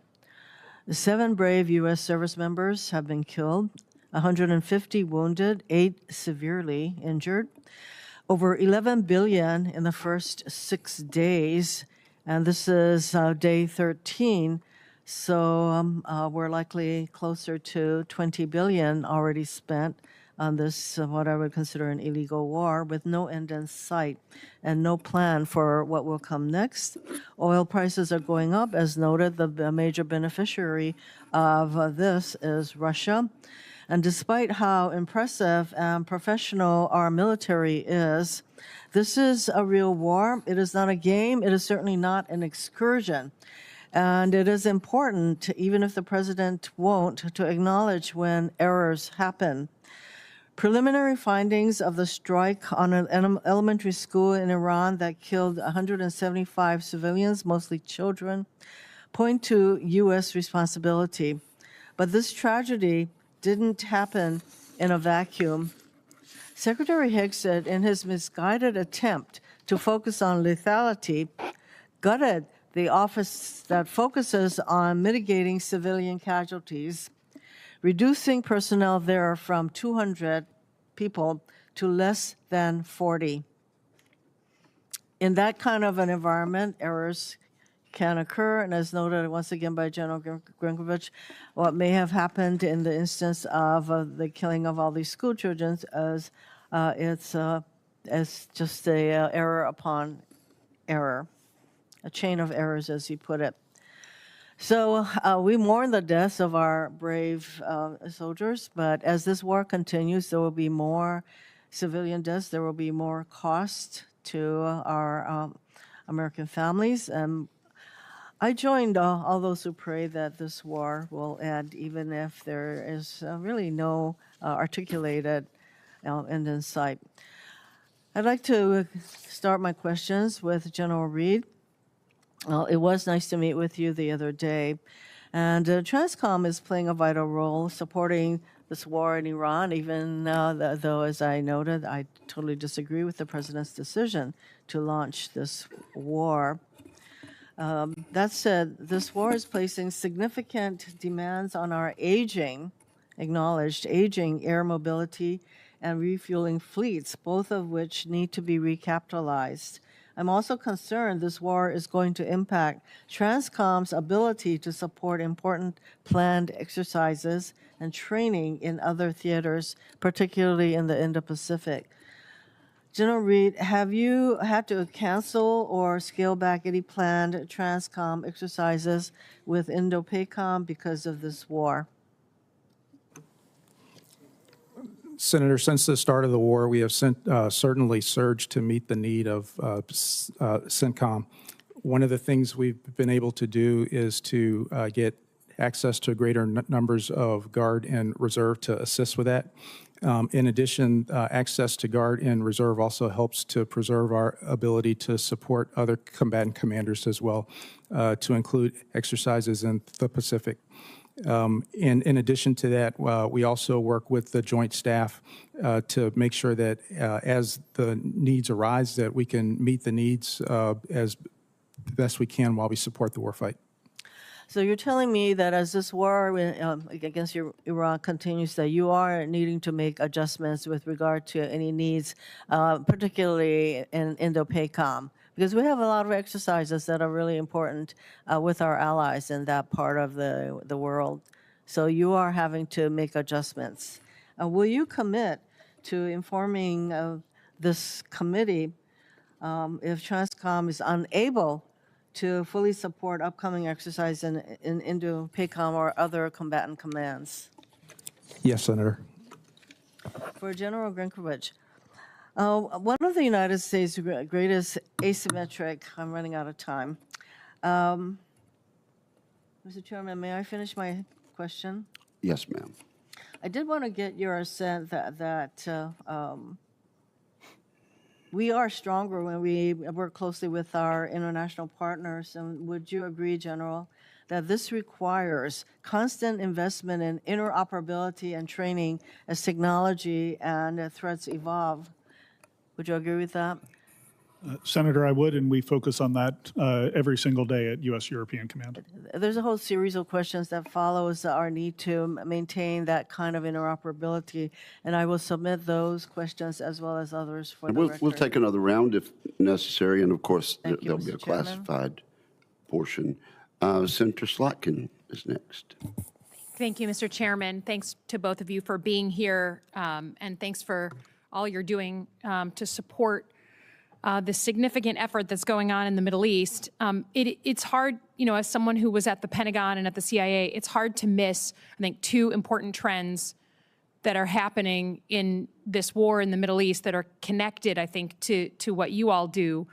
One is just, I feel like the conversation on drones has come home to roost. The Pentagon over many administrations, Democrat and Republican, has had this unbelievably glacially slow process of acquisition.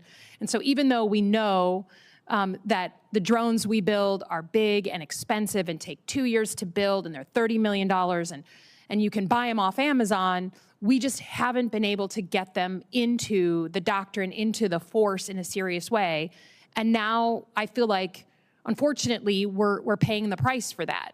This is a different chapter in American warfare with the Shahed drones from Iran killing American forces, hitting U.S. embassies, hitting civilian targets, and I think 11 other countries, evading our air defenses, which are set up for much bigger projectiles. And then we've had, I think, according to press reports, 11 MQ-9s downed in the course of 2 weeks. The Iranians are figuring out how to bleed us with money and with time, to the point where we now have Ukrainian advisors coming from Ukraine to train us, right? Because they're the experts. And it's not for either of you two to respond to, but I just feel like, we need to understand that warfare has fundamentally changed. And if Iran is able to hold us at bay and continue that power projection, we keep hearing that the reason why, or one of the reasons why we went to this war is because of Iran's power projection. They're now holding the Persian Gulf at bay. We can't move ships through it.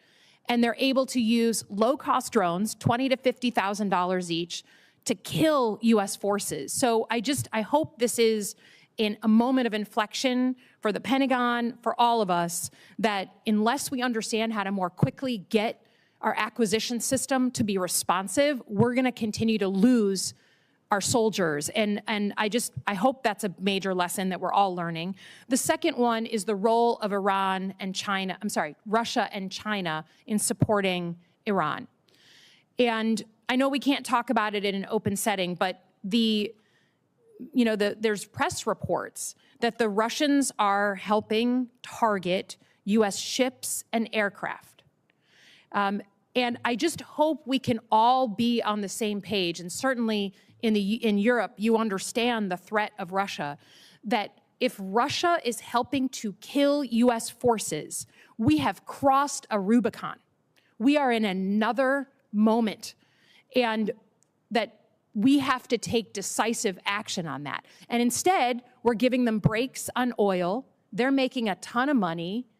And all the weapons and all the systems that we need for this war are what we would have otherwise given Ukraine to defend themselves. So I just hope we're all on the same page on this committee on a bipartisan basis, that the situation with drones in this war and the situation with Russia in helping to potentially kill American forces and target our weapons and our systems, our ships, they are new. And we need to adjust to that new reality. Can you just tell me in my last minute here, General Grinkovich, I'm concerned that we're going to lose a lot of capabilities out of Europe, and then this administration's never going to put them back in. Can you talk about the importance of capability in Europe? Yes, Senator, thanks. I think having capability in Europe ultimately provides options for this administration or any administration in the event of a conflict. And, I would highlight that in my opening statement, I talked about one of the missions of U.S. European Command is to serve as a power projection platform. And so it is having capabilities in Europe, munitions in Europe that allow us to help U.S. Africa Command to target terrorists in Africa, or to help U.S. Central Command as they execute Operation Epic Fury. And so, the distances are shorter, it's less expensive, and it's much easier to project power with our network Yeah. of bases and allies. I would just say American power is still important, and deterrence is the best option, and the way we do that is with capabilities. If anyone thinks that Vladimir Putin is deterred when we leave Europe, I would love to sell them a bridge. Thanks very much. I yield back. Thank you, Senator Slotkin. Senator Banks. General Grinkovich, we hear a lot from Democrats often about how our European allies don't trust us, they don't like us, President Trump has pushed them away. But could you talk for a minute about what President Trump has taught us in Operation Epic Fury about how to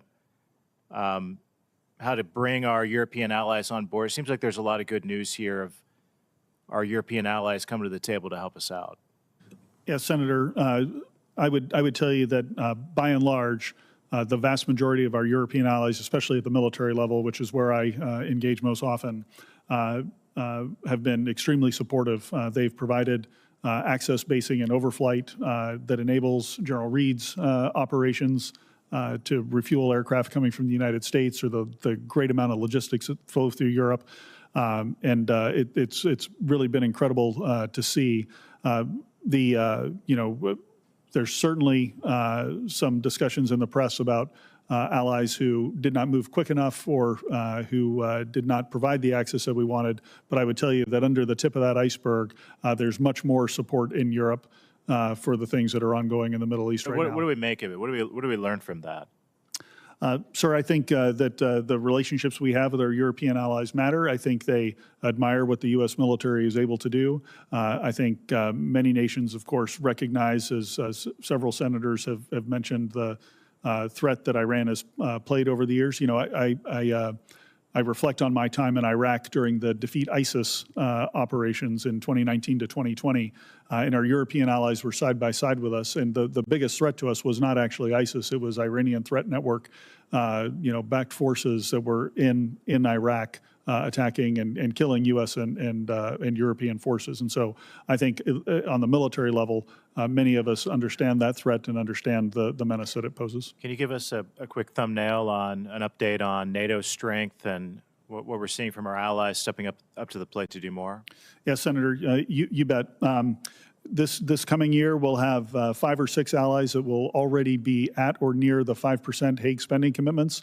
Many other allies, some of the biggest economies in Europe, like Germany, on a rapid pace to achieve 3 or 3.5% spending by the end of the decade. So there's plenty of appetite and plenty of understanding that a more balanced and strong European pillar within the NATO alliance to complement what America has done for so many years is essential, and that it will make for a stronger and more healthy alliance moving forward. This is really good news, right? And compared to years in the past, where the NATO is stronger and has more money and doing more to step up to the plate to support all of our shared causes, right? I agree, Senator. One thing that I am concerned about, though, with our NATO allies is their reliance on Chinese technology that could compromise the security of critical infrastructure that impacts our forces, U.S. forces. Thanks to President Trump's leadership, NATO allies have committed to spending 5% of GDP, as you just discussed, on their security, including 1.5% on defense-related activities. If allies use part of this funding to rip and replace high-tech Chinese technology, how would that contribute to EUCOM's mission? Senator, we want Chinese technology out of anything related with the defense of the United States or Europe or across the alliance. And so we focus our efforts to help our allies identify where they have Chinese technology in their information networks, particularly their defense information networks. And then, there's Chinese technology and ownership across much of the infrastructure that folks like General Reed would rely on to flow forces either across or into the continent. So you're seeing progress on this front? Do all of our NATO allies share our concern about Chinese technology? Sir, they do.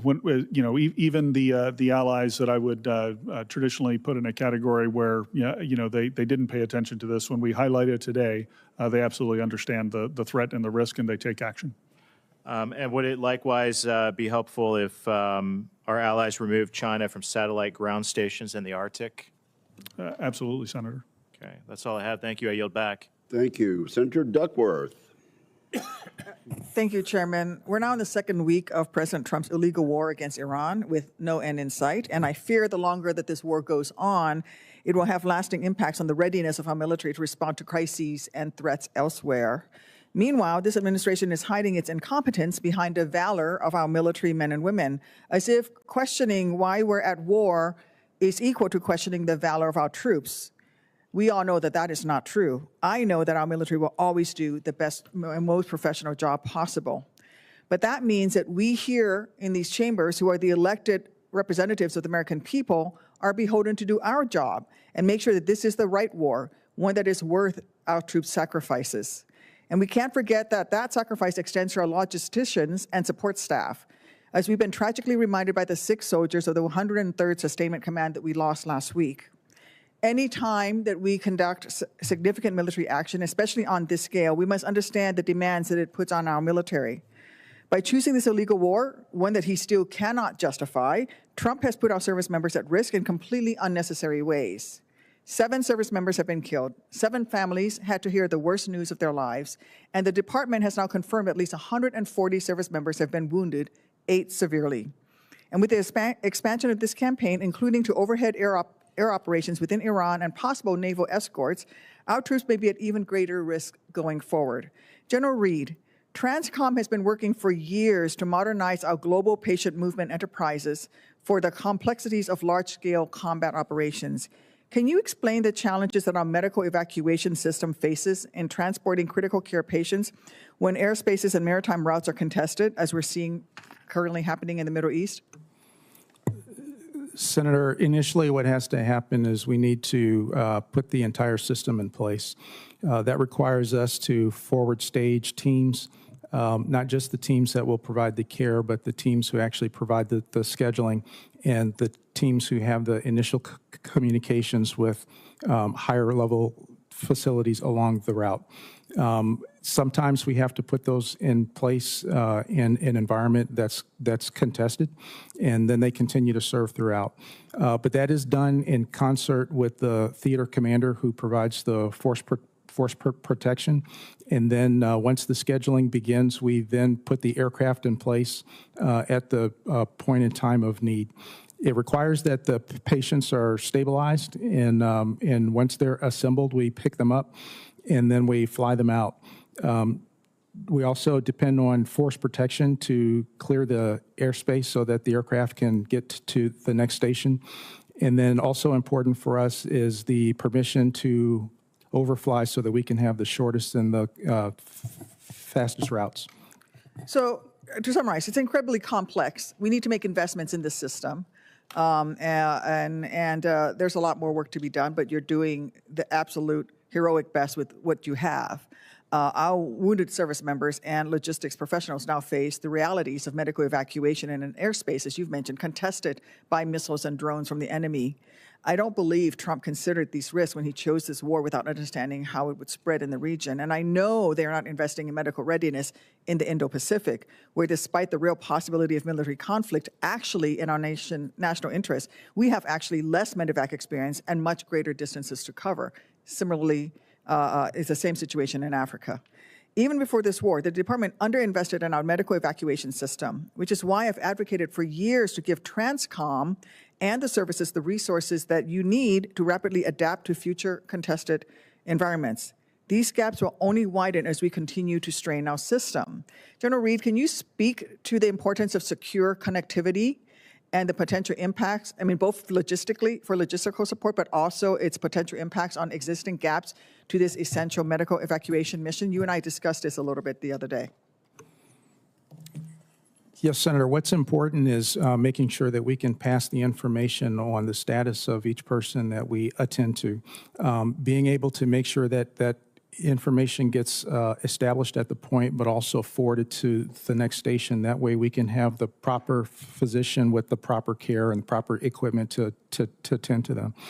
As we continue to press for more secure communications, then we will make sure that there is no drop in the care. Are you facing some challenges right now? We are facing challenges in terms of secure funding. Okay, thank you. This administration's inexcusable poor planning in the lead up to this war of choice has only exacerbated the toll in our logistics system. General Grinkovich, I would not ask you to speak to current operations, but in your experience, do you agree that coordinating with allies and partners before an operation is critical to ensuring that our air assets have the necessary logistical nodes for rest and refueling to reduce the strain on our aging aerial refueling tanker fleet? Senator, there's always a balance in terms of when you do the coordination, if you have the luxury of it based on operational security concerns to engage with allies and partners and secure access basing and overflight ahead of time, that is incredibly valuable, but there's a host of factors that may limit your ability to do that. Thank you, Senator Dugworth. Senator Warren. Thank you, Mr. Chairman. So on February 28th, Donald Trump launched his war against Iran. By March 1st, Iranian strikes had hit at least 6 surrounding countries. But all the Trump administration said to Americans in the region was, exercise caution. On March 2nd, the State Department finally told Americans in over a dozen countries to evacuate, but gave no real guidance on how to do that. As thousands of flights were canceled, the State Department initially told Americans to, quote, not rely on the U.S. government for assistance, departure, or evacuation. Let's be clear. The Trump administration chose this war. They planned this war for months, and they made no plans to safeguard hundreds of thousands of Americans in the region. There is no excuse for this. And I just want to draw a comparison here. In 2006, the State Department requested support from DOD just 2 days into the war in Lebanon. Transcom arranged ships, commercial charter, and military flights for nearly 15,000 Americans. So, General Reed, let me ask you, if the Secretary of State and the Secretary of Defense asked Transcom for help to evacuate Americans, would you provide that support? Senator, I would. Thank you. So, General Reed, we're almost 2 weeks into this war. Have Secretary Rubio and State Department made any requests for Transcom to help evacuate Americans out of the Middle East? Senator, on the 28th of February, the Department of State made a request to my department for that, and we have provided some assistance. So you're saying they made that request back on February 28th? Yes, Senator. So when we called them yesterday, they said they had not asked you for assistance. Can you explain why that would be so? Senator, I cannot explain that. I just don't understand this. And you have been helping them all this time? Senator, what we have done is through Central Command have responded to the request for the State Department to provide airlift at locations that they have specified. And how much have you airlifted in this period of time? How many people? Senator, I'll have to get that number for you for the record. Can you give me a rough idea? Senator, it's been in the hundreds. Hundreds, not in the thousands. That's correct. But I will say that as we continue to watch the situation, there have been other flights and other opportunities for American citizens to get out of the way. Some of that has been by ground transportation, and some of it has been by commercial charters by the State Department. Are you saying you're not doing more because you think that Americans who are in the region are currently being adequately served by commercial flights and private vehicles out of the region? Is that what you're saying? Senator, what I'm saying is we have responded to requests for specific tasks in conjunction with the commercial flights and what Transcom is providing. There are a number of ways to get our citizens out of harm's way. Okay, and what I'm trying to understand is why you're not doing more, because I'm hearing from my constituents who are stranded there, who've been stranded there for 2 weeks, and they're asking for help, and they're not getting help from the U.S. government. And you're telling me that you're not helping because you think they've got plenty of other ways to get out of the region? Or is it that Secretary Rubio is not asking you for that help? I just want to understand who bears responsibility here. Senator, it is the responsibility of all to care for the citizens that we have in harm's way. And as we receive a tasking and the opportunities to do that, Transcom is responding. Okay, so my constituents and other Americans who are trapped in the region are trapped there because Secretary Rubio is not asking you for help. Is that right? I just want to understand what's happening.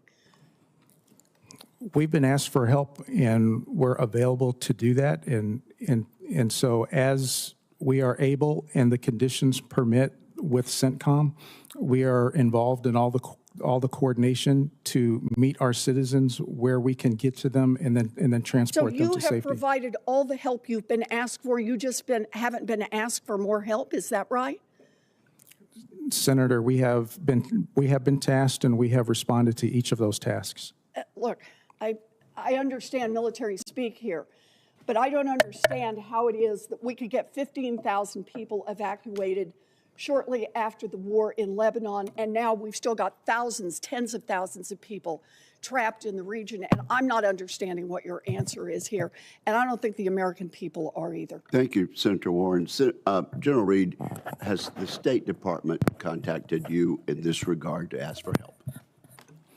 The State Department has, just as they did in the response to Lebanon as well. During that time, there were provisions to get people out by sea lift and charter, and so the amount of people who left with Transcom help as well as State Department charter. Thank you very much, Senator Peters. Thank you, Mr. Chairman. General Reed, as you're fully aware, the Straits of Hormuz is a strategic choke point in the Middle East with nearly 1/5 of the global petroleum and 3.5 trillion cubic feet of liquefied natural gas annually transits the Straits. The Straits closure that we're seeing right now has left about 1,000 vessels stuck in the Persian Gulf.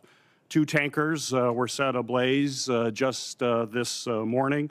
And even before these attacks, the uncertainty have caused gas prices to skyrocket, oil trading up to $120 a barrel this weekend and still at elevated levels and likely to continue to go up. In fact, according to the International Energy Agency, the war has caused, and this is a quote from them, the largest supply disruption in the history of the global oil market. That's a big statement, in the history of the global market. Additionally, 30% of the world's fertilizer supply passes through the Straits. This increases prices for American farmers as they're beginning planting season. This will mean food prices will also go up dramatically across the world. We have felt the impacts of the Straits closure here, surely in prices and many goods, but we also can't forget the impacts of our service members who rely on being resupplied. So a question for you, sir, is are you in talks with the CENTCOM commander, Admiral Cooper, on having actual plans to open up the Strait to commercial traffic and also to ease service member resupply in the region? And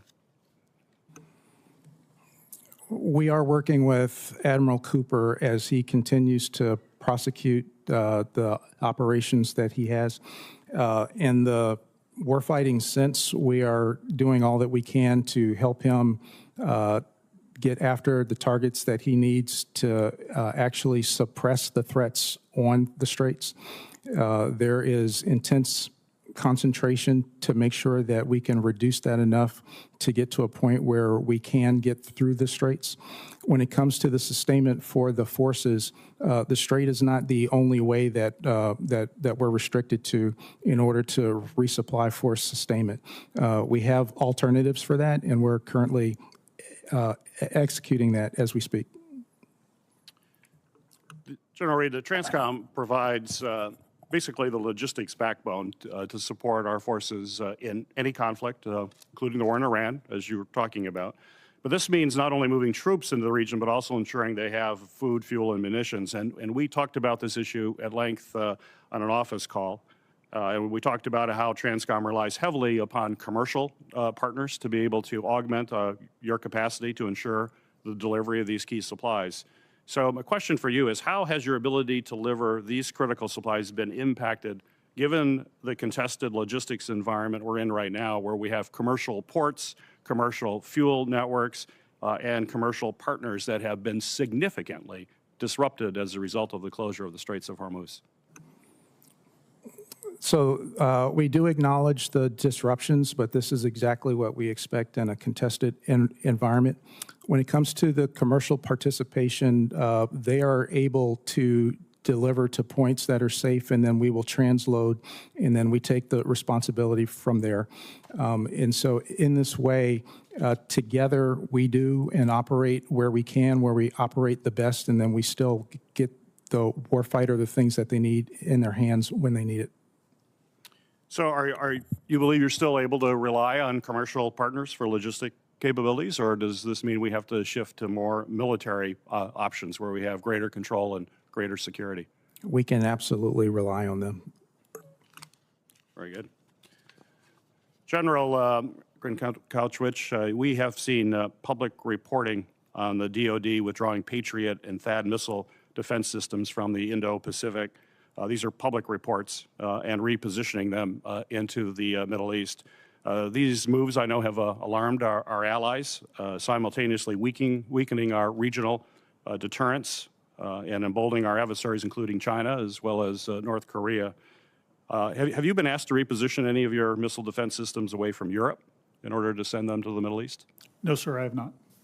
Very good. Thank you, Mr. Chairman. Thank you very much. Senator Rosen. Well, thank you, Chairman Wicker, Ranking Member Reed, for holding this hearing. Thank you, General Grinkowicz and General Reed. We have two Reeds here today, right, for your service to our country. So I want to talk about support for Ukraine's critical infrastructure right now. So, General Grinkowicz, you know Russia has engaged in a concerted campaign to attack Ukraine's civilian power infrastructure during what's been a brutally cold winter. Despite now entering spring, I'm incredibly concerned that Russia will continue to sustain attacks on Ukraine's civilian infrastructure. So I know you have thoughts on this based on our recent conversation in Munich. And so can you discuss your views on the threat posed by Russian attacks on Ukraine's infrastructure, and what kind of support has the U.S. government provided Ukraine to support its critical infrastructure? What more should we be doing in this space? Yes, Senator. As you alluded to, there were a number of attacks over the coldest winter in decades in Eastern Europe against the Ukrainian civilian infrastructure. This included their electrical grid. At times during this period, we saw down to just a couple of hours of electricity per day in Kyiv, as an example. And then attacks on the thermo heating plants as well. Cutting heat to large swaths of many of the cities across Ukraine. So, you know, what I would say is I think that these attacks were broadly intended to put pressure on the civilian population to then pressure the government of Ukraine to come to a agreement to end the war. And what I've observed over the course of studying air power in history is that anytime you attack a civilian population, you usually end up finding that it just hardens their resolve. We take this all the way back to the London Blitz in World War II. Right. The Brits just had a stiff upper lip and kept on fighting. And I think that's what we've seen in Ukraine as well. Moving forward, I am watching very carefully to see, now that it is warming up, do the Russians continue these attacks on that civilian electrical and thermal infrastructure, or do they shift to other targets yet? At this point, it's still unclear, but we're watching it closely. Thank you. We'll be looking forward to updates from that. I also want to talk about NATO cyber preparedness, because NATO Secretary General Mark Rutte, they warned that Russia could be ready to use military force against NATO within 5 years. So as you know, Russia's cyber capabilities were core to its invasion and continued war with Ukraine. Russia is demonstrating a growing willingness to employ cyber aggression towards NATO. I'm glad that NATO hosts an annual cyber exercise. Locked Shields, the world's largest multinational cyber defense exercise, has begun to strengthen its cyber capabilities by creating the Integrated Cyber Defense Center, but that's not going to be operational until 2028. So, General Grinkowicz, how are you and Cybercom working with our NATO allies, Ukraine, European partners, to enhance our cybersecurity capabilities, our cooperation, particularly with those less cyber-capable nations, because that puts us all at risk and makes us more vulnerable to our adversaries? Yeah, Senator, that's a great question, and thanks for asking it. This is one of the areas where the Alliance and I are focused to try to understand how we can bring the cyber capabilities to bear that nations do have. And while there's some countries that don't have a lot of capability in cyber, there are some within the alliance that do, and some that we wouldn't expect to have. But we're only as strong as our weakest link, right? That's true, ma'am, but in an alliance that's built on collective defense, we can help each other. If one country is strong in air defense and another country is strong in cyber, there's a natural synergy there where we can help each other to get stronger together. In the classified session, I'd be happy to give you some details on who the main players are, but we are working to modernize how we access those cyber effects and can use them in a potential conflict. Thank you. Well, I'm going to stick on this topic because over the past year, Russian aircraft and drones have flown into NATO airspace on multiple occasions. I don't believe these incursions were accidental.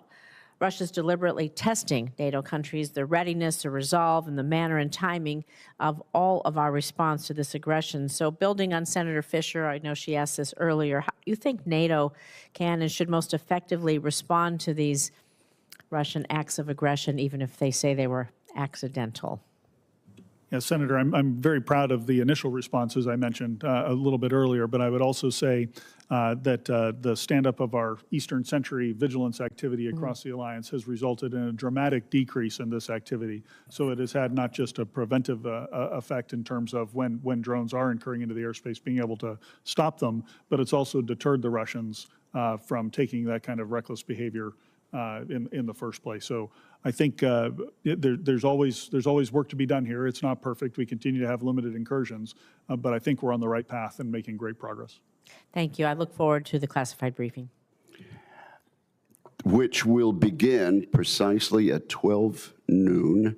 A vote is going on right now. Members are encouraged to go ahead and vote, and we will see you in the SVC precisely at 12 noon.